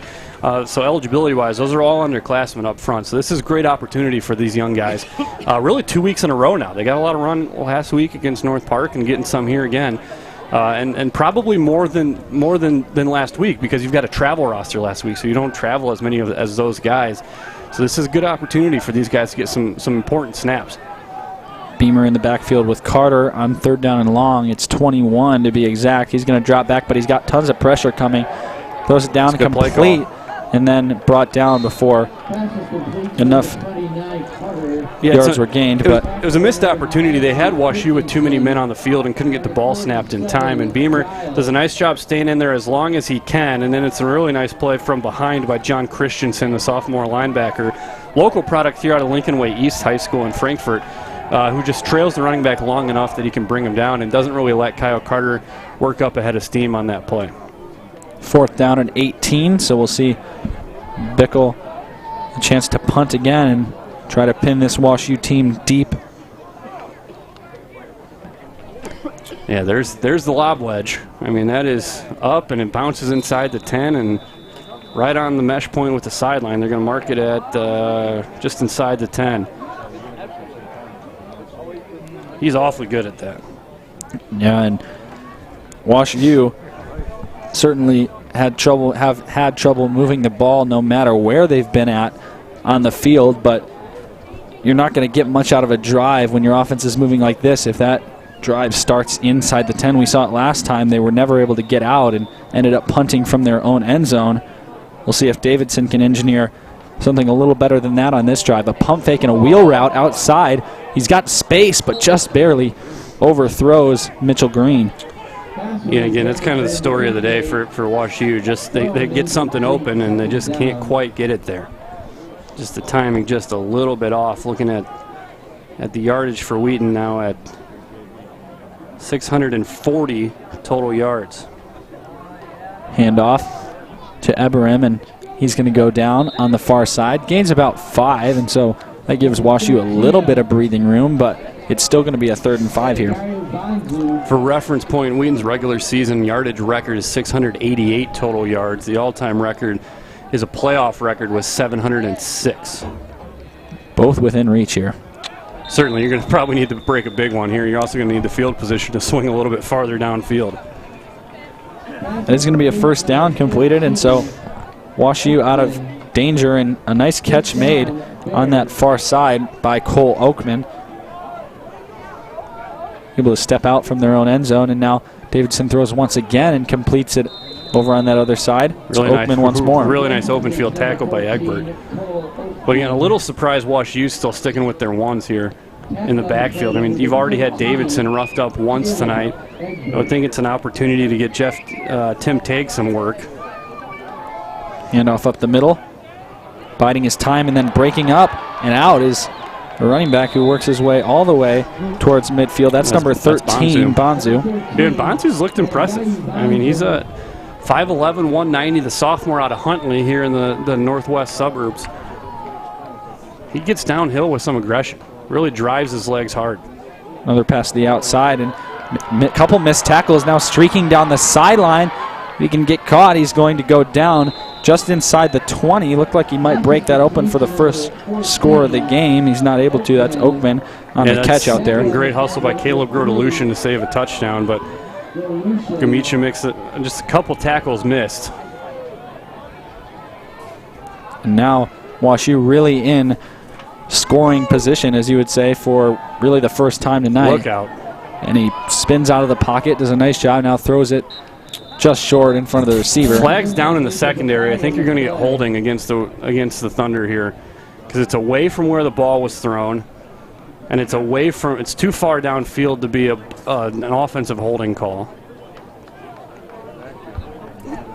But you heard Coach Swider at the top of the broadcast and the insider kind of mentioning, when you're giving your guys comparisons, when you're prepping for someone, a little Russell Wilson to the game of Johnny Davidson, and you're starting to see it there. Just getting out of the pocket, a little reverse pivot there. As Luke Gamicha is going to be called for the defensive hold, and just the improvisational skills. Especially in a season like that, that's a comparison you take with Russell Wilson leading the MVP race in the NFL. This moves WashU all the way up to the 16, or excuse me, well past that. They're inside the 10 and on about the 6 after that penalty. Yeah, this is something Wheaton takes some pride in, is these late scores, because they really haven't given up a ton of them. You really look at what they've been able to do. Since that fourth quarter against WashU last year, where they shut out the Bears, they've given up only 4 touchdowns, since that, including that fourth quarter. So 37 quarters of football since that third quarter where WashU took the lead. They've given up only 4 touchdowns. Bonzu works his way in, and he stops just before he reaches the end zone. Ball's on the ground, but forward progress had stopped at that point, but works his way well inside the 5. Not only that, but if you're Wheaton, you'd like to put up your 4th shutout of the year. Now second and goal from the 2. Davidson's got it running out the outside, and he will step right in, and that'll put WashU on the board for the first time tonight. It's going to be 52-6, and Davidson does it on his own. Yeah, it's a heck of a task to shut out this WashU team. Their offense has enough weapons, and Johnny Davidson's a load in himself. So, and for WashU, you get something to feel good about on the drive home, that you put something on the board, but it's a little consolation at this point. It certainly is. So for the first time, we're going to tonight we're going to see the CCIW Special Teams Player of the Week, Chris Vartanian. Has missed 3 extra points this year. Was 4 for 4 on field goals, and that comes out low and limps its way over the crossbar. Man, that's as much penetration through the offensive line as we've seen on an extra point all year, and I think Wheaton got a piece of it, but Vartanian gets just enough to chip it up and over the bar. When you mentioned those 4 field goals in the previous game, those came from 22, 33, and then 2 of them coming from 42 yards. That was in that 47-7 victory over Elmhurst. He was named the CCIW and the UAA Special Teams Player of the Week. And he puts the score to 52-7 with 9 minutes and 41 seconds to go in this game. It's the 4th quarter now, and again, you see the scoring this time coming from the same direction, although it's interesting to see WashU flip sides and scores on the first or second drive that they've got. But again, no wind, no nothing special. It's just been that type of game. Milliken's tied things up down in Decatur. They've scored the game's last 21 points after Carthage took a 35-14 lead. You see Who we got back deep here to receive for the Thunder? We saw Stone Watson in the beginning. We'll see if he's still out there. I would imagine doesn't look like it. I would imagine Yeah. it's the Gibbs out there with. Nope, it is. You're right. Gibbs is going to be the one that fields this one at the 1. Opposite, bring it out here, chopping his feet at the 20, and then getting stopped at about the 24. Other Thunder action today. Earlier, the Wheaton men's soccer team, a 1-0 win over UW Whitewater. The Wheaton women's soccer team leading North Central 1-0 at halftime over in Naperville. The Wheaton women's tennis team coming from behind to knock off Augustana and win its 22nd CCIW championship today under the tutelage of Jane Nelson. So Wheaton putting up W's across the board here as the Thunder will look to close out what's been a pretty impressive showing against Wash U, as you're going to see in the backfield for the first time. Jack Allen, another freshman running back, this one out of Kennesaw, Georgia. Allen, a 5'10", 195-pounder. Beamer rolling out and then turning back the other way, sidestepping a defender, keeping the play alive. Whoa. Almost tripped up and then throws it to the outside. All that work to throw. But doesn't take the sack, and that's the important point there. They'll be back at the line of scrimmage rather than losing 10 or more. But this is just showing some acrobatic skills and athletic ability. He sidesteps a defender there, gets out of it, almost brought his knee down before he threw that one out of bounds. But no gain. Yeah, I think at that point, you're moving for your life there, but you also got to realize you've made everybody miss at that point. You've got time to set your feet and look downfield, but Beamer does a nice job of taking his medicine and living to see another down here at 2nd and 10. This time it's a handoff, and Allen's going to be brought down and pushed way back, but he'll stay on his feet, and now it'll be 3rd down and 10 or maybe 11. Zane Allfinger making the tackle there, sophomore linebacker with his first tackle of the year, product of Arlington, Texas, and the Oak Ridge School. So one of the Oak Ridge boys makes the tackle there for the Bears, and it'll be 3rd and 10 again. Clock is ticking down now below 10. We've got Beamer in there. Brown is out in a receiving position. It's a 3rd and long. Drops back, goes to the right side. Ball bobbled, and did he come down with it after? No, it just kind of fell incomplete there next to Tayshawn Gibbs, and it didn't look like it looked like it came out of the hand a little high.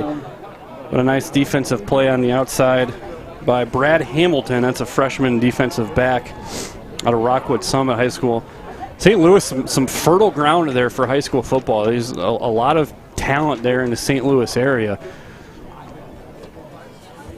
We see Bickle trot out again, and rather than pinning him deep, he's just looking to bomb this one away as he's going to be punting from about his own 22. There's some penetration. That play blown dead before it started. Punt reached the 25 on the other side. Timeout Wash U. They had too many guys on the field. They had 12 guys on the field. It looked like they had a lot around line of scrimmage, and it's because they did. So they save it there before they get called, and they'll take some time here with 8 minutes and 30 seconds to go to set things up for a return, and then also a drive coming off their first score of the game on the previous drive where Davidson was able to run that in from the goal line to put them on the board for the first time. Once again, they'll trot back out on the field, and Bickle will punt it away to number 34. That's Toby Clark. Clark's standing on the 30. And we saw that punt before. Bickle put it out towards the 25. WashU moving on the line, here, yeah. Well, one of these days we're going to get this punt off. I think WashU jumped across the line early. I think so.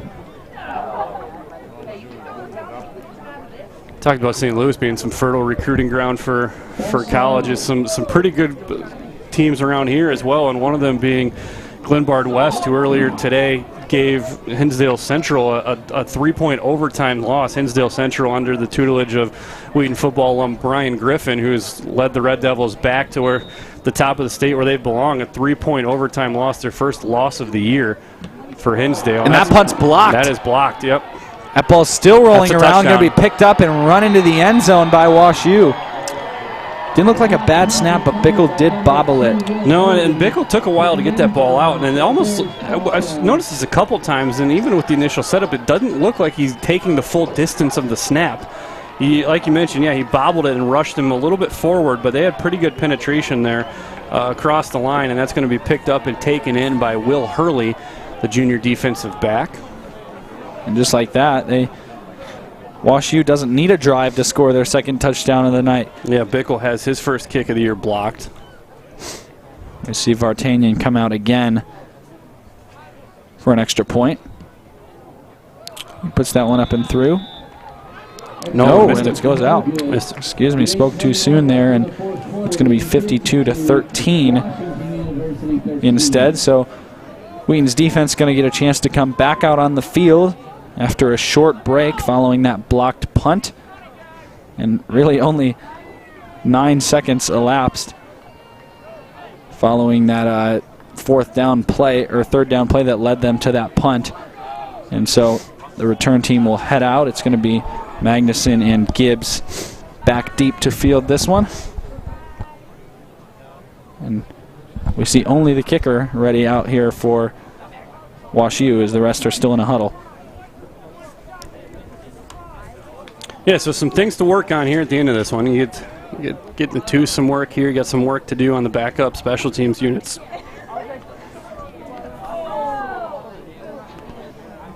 But Wash U getting some moral victories out of this one here at the end of the game. And Wash U's now put up 13. That's the same number they put up on North Central earlier in the year. And it was a blocked kick for a touchdown. That gave them 13 in that one as well. Sent deep again and signaled for the fair catch. Yeah, Tayshawn Gibbs just going to take advantage of the fair catch rule they put in place last year and bring this one out to 25. We'll see if any more changes are made on this Thunder offensive side. Beamer, we saw. Well, here's the long field we talked about. If you're the Wheaton offense, you've got about 40 yards to set the regular season yardage record.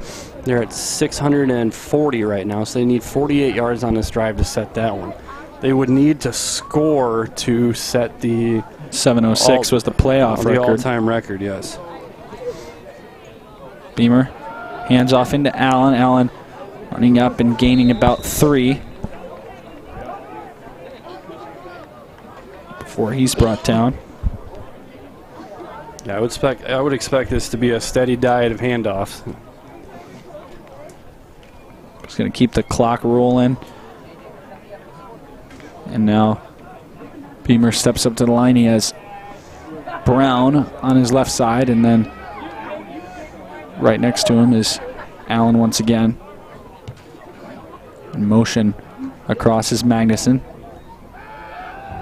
Rolls out and tucks it, coming up towards the first down marker, and Beamer wants chops it all the way up past the 50-yard line. And I thought when I saw him slowing down, he was going to slide. Instead, he puts the juke move on. Yeah, I think the defender eased up because he didn't want to run into the sliding quarterback, and all of a sudden Beamer stays on his feet and showing some elusiveness here. Second elusive play we've seen by Beamer, and this one gained some yards, and so this one worth it for sure as he works well past the 50. Beamer, the senior out of Cranberry, New Jersey. His brother, a starting defender on the men's soccer team. He's under center now, with Allen just behind him. Hand off. He breaks into some space and drags a defender up, gaining 9 yards. Yeah, that's good patient running there from Allen, because it's easy when you're running zone run to just kind of get yourself into the hole as quick as you can. But that time, a little side cut, jump cut, by your offensive line that extra second, and then you're into the hole. So the Thunder getting close to that yardage total, I'd assume, as it's now 2nd and 2 on the 38-yard line. Yeah, they're about 17 yards away from it. So they will need the 21 or better on this drive. And hand it off again, and this time dragged down there by number 92. That's Clayton Ferris, the senior who gets to Allen. Yeah, Ferris does a nice job beating the face of the offensive lineman Sam Odell there. Loss of 2. It's 3rd and 4. And this is if you get close, you're probably looking at 4-down territory just because of the in-between spot on the field. And since you just had a punt blocked, I don't know if you want to send that unit back out there. Beamer takes the snap from the shotgun, looks to his left, a blitz, but stays in the pocket, throws it up to Gibbs. I haven't seen a ruling yet until a couple back. All the way from the back, and it's an incomplete. Yeah, Wash U's been dialing up a lot of pressure here against the 2s and 3s for the Thunder. I think if he goes, just kind of lobs that over the top to the running back, he's running free, but instead he just tries to punch that thing in there to Tayshawn Gibbs, and it comes up maybe half a yard short. Now we see the Thunder team huddled on the sideline and Bickle Bickle the there. Punt unit, so they're going to stay about 17 yards shy. But the defense can do its job. Hopefully you give your offense one more shot at getting this record. Bickle gets it, fields it cleanly this time, sends it in. It's going to bounce and bounce right back, spins it back to about the 10-yard line. And if you talk about that one being like a lob wedge, he spun that one back on the green right towards the hole and pinned it at 10 yards. Yeah, he's spotted about 12. He's quite a weapon. And again, when you're talking about punter play, and I know we're talking about it in a 52-13 game, but it bodes so well for you long term, because it's just one of those, when you get into that postseason play, and we saw it against North Central, when you can make them drive the field and have to go 98 yards for a touchdown, it's just such a weapon to have. And especially as talented as your defense is, to just let them work with long fields. Davidson's still out on the field, now throwing to the sideline and completing the pass once again. This one's going to go to 19, Stanley Robinson. Excuse me, number 19, Jared Harrison. Ball is marked at the 30-yard line, a gain of 17, first down and 10. Good first down play there, and now Davidson drops back once again. Pump fake, looking to go long, and Harrison beat his defender, but then got out in front and wasn't able to make the catch as it was just a little long. Yeah, he's not going to do it tonight, but I would imagine next week Johnny Davidson will move past Thor Larson into second place in the all-time passing list for Wash U. Right now, Johnny Davidson sitting around, let's see, he's got 145 yards passing, so he's sitting just over 6,440 yards. Dropping back another pump fake and looking to go long once again. He's bumped, and that's going to be an easy call for the referee. And yeah, he went down pretty easy on the hit from I don't know that ball's ever catchable. Egbert, the one providing the coverage, and we'll see here he's hit at about the 50, and that ball lands at the 40. Unlikely to make up those 10 yards in that short span after he was hit. I don't know, but the referee throws the flag and moves them up. If you lost your cell phone, come up and talk to Brett. It's now 5:18 left in this game. Ball on the 45-yard line. Davidson takes the snap, hands it off to Bonzu. Bonzu goes up the middle and is taken down by a couple Wheaton players. See him here. And again, Bonzu's got some juice to him. You can tell that he's a guy that only a sophomore is going to get better. Probably going to be their feature guy next year with Fisher graduating. And even with Davidson graduating, I would expect him to get a lot of touches next year. Davidson on the outside to Green. Green working forward, getting as much gain as he can before he's knocked out of bounds. Right on the hip there. Yeah, that's Caleb Grodelushin coming out of the secondary to make that hit. And Grodelushin's going to be another one of those guys that's going to see a lot of reps next year, as you're probably going to replace Corey Kennedy. This is a defense that right now, with the red shirt of Herber, probably only loses 2 guys next year, getting the 5th years you have available. So you're looking at losing Pat O'Connell and Corey Kennedy next year. So this is a defense that has a ton of star power coming back, as their Egbert makes up for the PI call with a heck of a play. Taking down 2 WashU players there. Davidson now looking to the sideline. Looked like he wanted to get the Thunder to jump offside. It's 2nd and 13, excuse me, as now he drops back, looking to go long up the sideline. Defense provided by Egbert and out of the reach of Oakman. You see him drop back here, and he has to get it out of the pocket quickly because it's collapsing all around him. He had nowhere to go. He couldn't step through. He couldn't climb the ladder, and he just had to get it away, end up overthrowing Oakman. 3rd and 13 here for the Thunder. They've been pretty successful on 3rd down recently. And here comes the house again. Ball slips through the hands of Matheson. That would have been a 1st down. Yeah, that's one of the few times WashU's actually picked up the pressure pretty well. They get enough contact on the blitz, and then Matheson's open, just can't make the catch. And a little surprised they're not going for it, given that they're on Wheaton's side of the field here with just 4 minutes left in a game that's long been decided. But it will be Davidson to step back and punt once again. We see Magnuson back deep, heels on the 10. Davidson's going to punt this one from about the 40.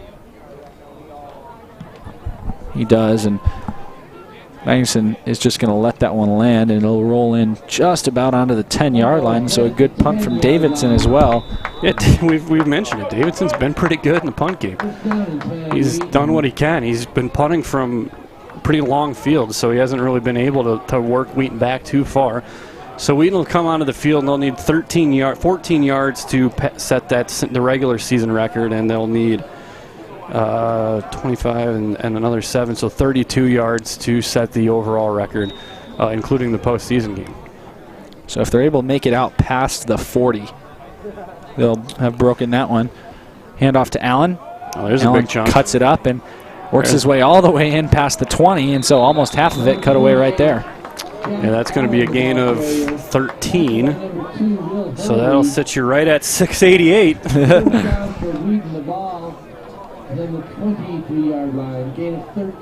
Yep, 13-yard gain moves him up to the 23. Allen behind Beamer. Beamer's under center once again. Clock ticking down below 3.5.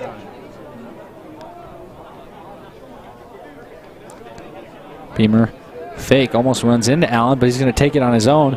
Out to the outside, gets past a defender, works up, and is hit hard out of bounds. I think they're going to get a hold. I think that's a late flag for the hold right at the point of attack. Yeah, and Beamer gets up quickly from that, but he was blasted into the sideline. You see here, runs into Allen. Miscommunication there, but I think it's going to be right. Might even be 81, but I think right there, that's Tayshaun Gibbs, yeah.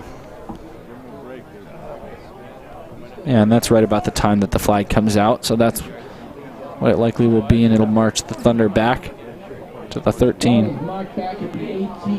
18, excuse me. Clock stops at 3:07. So it'll be first and 15 for the Thunder. Now Beamer's in the shotgun. So just need that one more yard to officially break that record. Give it to Allen, and he will get it as he works inside and gains a couple more. So that'll be 6, so that'll be 693. So you're getting there. 7:15 away. As they now, you see him taken down there. Good play made by Connor Burke to stop Allen from really breaking into the clear. Beamer in the gun with Allen on his side for a 2nd and 9 from the 24. And Wheaton just wisely going to milk some time here and kind of take the air out of the game. Hand off to Allen. Allen trying to string it along, but not able to. Swallowed it up. There, it looked like it was number 84, Michael Prescott, who got the first hit. He does, reaches out, brings him down by himself. Actually, that was before. Actually, the live stats were a play behind, so they're about 10 yards away here on 3rd and 13. Back to 695. They'll need 12 here to get the record in what will likely be their last chance. Yeah, 3rd and 13. I'm doubting that they know about it down on the field, but you were looking for something to play for. Yeah, just don't take the sack. Look out! Beamer works up and he gets past a couple of players. Now tries to get to the sideline. He's tackled before he does. Taken down. And that'll bring out the punt team. And he feels the pressure coming from behind and climbs the pocket. he's got good pocket awareness. I mean, he seems to feel, as you would expect from a senior, he feels where the pressure's coming from and has that good running clock in his head of knowing when to escape. Yeah, and now things clicking down even below a minute as the team just runs out onto the field while there's 10 seconds left on the play clock. We'll see if they are able to get this one off. It's now down to 5, and everyone's getting set. They'll snap it and punt it away. A high kick that spirals down at about the 35. My goodness. Wow, able to hold on, surprisingly, but a big hit supplied by Egbert. You could see it. You could almost see it coming when there was no fair catch call. That's as perfect as you can. That is a gunner's dream, and Caleb Egbert takes perfect advantage of it and levels the returner on the spot. That's Toby Clark, the wide receiver. I mean, Clark set himself up on a tee and just let Egbert swing away. And Egbert's made a couple mistakes over there, but he's made up for them with some nice tackles as well. It's now 45 seconds to go, and this offense will come out on the field and see what they'll do here. Play clock's running down below 15, but Davidson in the shotgun. 1st and 10 coming from the 34. Yeah, turn and hand this off, and that's probably going to be the last play they run. Yeah, it's a nice one, though, gaining 6 yards. You know, that's more. Washington's going to get right back to the line, so opportunity to get themselves kind of a little bit closer to their season average in total yards. Handoff again to Moore. Moore this time stood up right at the 40. Pushed back with 20 seconds to go. And now we see them get up a little more slowly, and looks like Davidson wants one more play, but that'll probably be all. Takes the snap, looks short, tosses this one over to the sideline, and that's going to be Kylan Neville's-Reed. He's taken out of bounds with 2 seconds to go. Yeah, I would expect the referee to get a little liberal with when this ball is quote-unquote spotted and start the clock. Oh, he actually waits for the chains to set up. And since he did get pushed out of bounds, they'll get one more play here.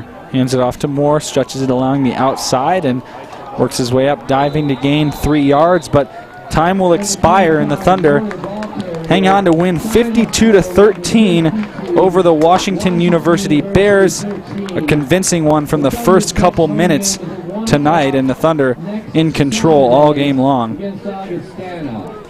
You see they'll head on next, as we were mentioning throughout the game, to face off against Augustana. And following, they'll go to Carroll and Carthage, then Elmhurst. But Augustana, the next test up, and as you mentioned a couple times, Rusty, that's an improved team who put up a big number this week. Yeah, not only that, but Wheaton's beaten them about 12 times in a row. I mean, this has been Augustana has had such a big series lead when you go back to those national championship teams, and they really owned this series, but Wheaton has leveled the sides so much that they now own the series lead over the Vikings, having won 12 in a row. So that's going to be a streak that the Vikings will look to end next week. Stay with us here. Cassidy Thornburg is going to get a hold of offensive coordinator Jesse Clark for a post-game interview, as she's down on the field now as they go through the handshake line. But yeah, and the thing you like is you're coming off of a North Park game. You've got to. There's no lackadaisical run through. Sometimes you can hesitate to get it started in a game like this when you're coming off a game that you can kind of walk through like North Park. And this offense comes right out, sets the tone, delivers several early blows in a row, and really never gave WashU an opportunity to breathe in this game. I mean, it was 35-0 at the end of the first quarter, and it just never felt like they gave the Bears any opportunity to play their game and set up their offense. So you got to give Mike Swider and his crew a lot of credit for a very focused week and not letting the errors of last year repeat and bleed into the errors of this year. Well, and it's all about that start. If you take it away, the Thunder scored 3 points in the second quarter and 14 in the third, and WashU scored 13 points. And, I mean, take away the first quarter, it's a 17-13 game. And so obviously that doesn't match up perfectly, as different players were in. WashU kept their starters, and Wheaton was deep into their third and maybe even fourth string on some occasions. But it just goes to show how important that coming out and scoring those 5 touchdowns in the first quarter was for the Thunder. Yeah, there is certainly some of that. But, again, the natural reaction is, like you mentioned, you pull the reins back a little bit and you get some of those new guys in. Cassidy Thornburg is down on the field with offensive coordinator Jesse Jesse Scott, so we will send it down to the field. Cassidy, take it away. Yes, Rusty, I'm joined here with Coach Jesse Scott. Coach Scott, different story than last year. Last year, Thunder struggled against WashU. This year, able to put up 52 points. How do you feel about the way your offense faced WashU from the get-go? Yeah, I think our offense and our team this entire year have been really hungry, and our offense was hungry for this one in particular because we knew that we'd put up 10 points a year ago. We tried to simplify things and put our guys in a position to be able to play really fast, and that's exactly what they did tonight. They embraced that charge from the first snap and kept it rolling for the entirety of the game. Yeah, and you had several great performances from, a string of running backs and wide receivers, but like to focus on Adam Torini, actually. He had a great night. How'd you feel about the way that he performed and also him being healthy tonight? Yeah, we have a special wide receiving core. There's a great group of guys that we have a really high level of confidence in to go out there and execute their job. And obviously Adam Torini is a special player who makes unique contributions on the field on a weekly basis. And this is the next step in his development as a wide receiver this year. He's, as a captain, been exceptional in every way that he can be, and just went out there and played really well for us tonight. Yeah, and next week, Augustana, you and I talked earlier this week just about the amount of preparation that goes into each of these games. How do you prepare for next week against Augustana? Yeah, well, we're going to enjoy this one tonight for 24 hours, and then when we get back to work tomorrow night as a staff, we're going to start to digest the tape and really just continue to challenge our offense and our group of guys to continue to play hard. They've taken a step every single week. They've improved from week 1 to week 2. They've improved from week 2 to week 3, and that's something that championship caliber teams have to be able to do on a weekly basis. And we're on a mission this year, and we're excited for our team to have an opportunity to improve from 6-0 to 7-0 and take that next step, but continue our development. Yeah, awesome. Thank you so much, Coach Scott. All right, Rusty, back to you. Thanks, Cassidy. As we look at the final stats, Wheaton runs 86 plays for 698 yards. That's the second highest single game total in school history behind, and it's the highest single regular season single game total. WashU runs 71 plays for 205 yards, and much of that coming in the second half because at halftime they just had 39 yards, so 160 of that coming there in the second half, holding WashU to 2.89 yards per play. Wheaton gets 415 of its yards on the ground, 283 through the air. WashU with 46 rushing and 159 passing. Johnny Davidson, 21 of 38 for 159. He came into play today, averaging 270 a game and completing 65% of his passes. He finishes completing 55%. You look at their leading receiver was Oakman with 48 yards on 4 catches. They had 4 guys with 4 catches. Bonzu, their leading rusher, 9 carries, 68 yards. Davidson had 15 carries for negative 26 as he was hit quite a bit. Sacked 7 times. For the Thunder, their individuals, Luke Anthony finished 12 of 17, 252 yards and 3 touchdowns. He was intercepted through the first pick that Wheaton has thrown all season. 252 yards, 3 scores, 2 of 5 both by Tucker and Beamer. Torini caught 5 passes for 126 yards, 2 touchdowns. Phil Nichols, 5 catches, 106 yards. TJ Williams, 12 carries, 160 yards and 2 touchdowns. Will Smith, 20 carries, 120 yards and a touchdown. Jeremiah Tucker, 8 for 53 and 1 touchdown. So a pretty impressive offensive day. I mean, it was. We kind of expected the numbers to end up looking like that when you come out and you score on your first 5 drives as fast as Wheaton did. They put 35 points on the board in the first quarter. The first quarter stats were 271 to 5 in total yardage. So Wheaton kind of patted them early, and then were able to just kind of finish this thing off the way it should look. And most importantly, you do it healthy. I think that's the important thing to take away from it for the Thunder here tonight. Yeah, and you mentioned coming out in that first quarter, scoring those 5 touchdowns. The first one coming at the 13-minute and 20-second mark. The second one coming just 2 minutes later with 11:11 left in the first quarter. Then going a little bit longer until touchdown number 3 was scored at 6:58, but then coming right back just a minute later and scoring at 5:34 before they scored for the 5th time in that first quarter with 1:05 left. So 2 spurts there where they came out and scored back-to-back. The offense took a little longer for WashU to let them back on the field, but then they scored back-to-back once again before putting the 5th one on. And really, a couple of them just really set up by huge plays. The first touchdown, of course, was a 44-yard bomb from Anthony to Torini, but a couple of the ones that followed were big as well. Williams had a 33-yard rush for the touchdown on the fifth touchdown. And so the rest of them just kind of stepped in from 1 or 2 yards, but they were set up by big plays. Torini had another big 49-yard catch at one point that set up a touchdown for the Thunder. And so really they were just kind of in that first quarter able to gain yards almost at will at this point. And the Thunder get out of this game with the win, improve to 6-0 overall, 5-0 in the CCIW. Wash U moves to 4-2, and 3-2 in the CCIW. Yeah, it's as impressive as we've seen. First of all, that's Wheaton's first fourth quarter points allowed this year. They had only allowed 7 of their 31 points in the fourth quarter, and it comes on the touchdown by Davidson and the blocked punt for a touchdown. So about as one-sided as you would expect it to be.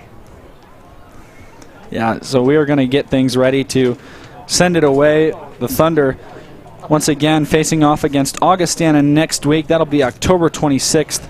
So home game here at McCulley Stadium. That'll be played at 1 p.m. Wash U moves away to play at Illinois Wesleyan, so another tough test for them. That's on the 26th as well.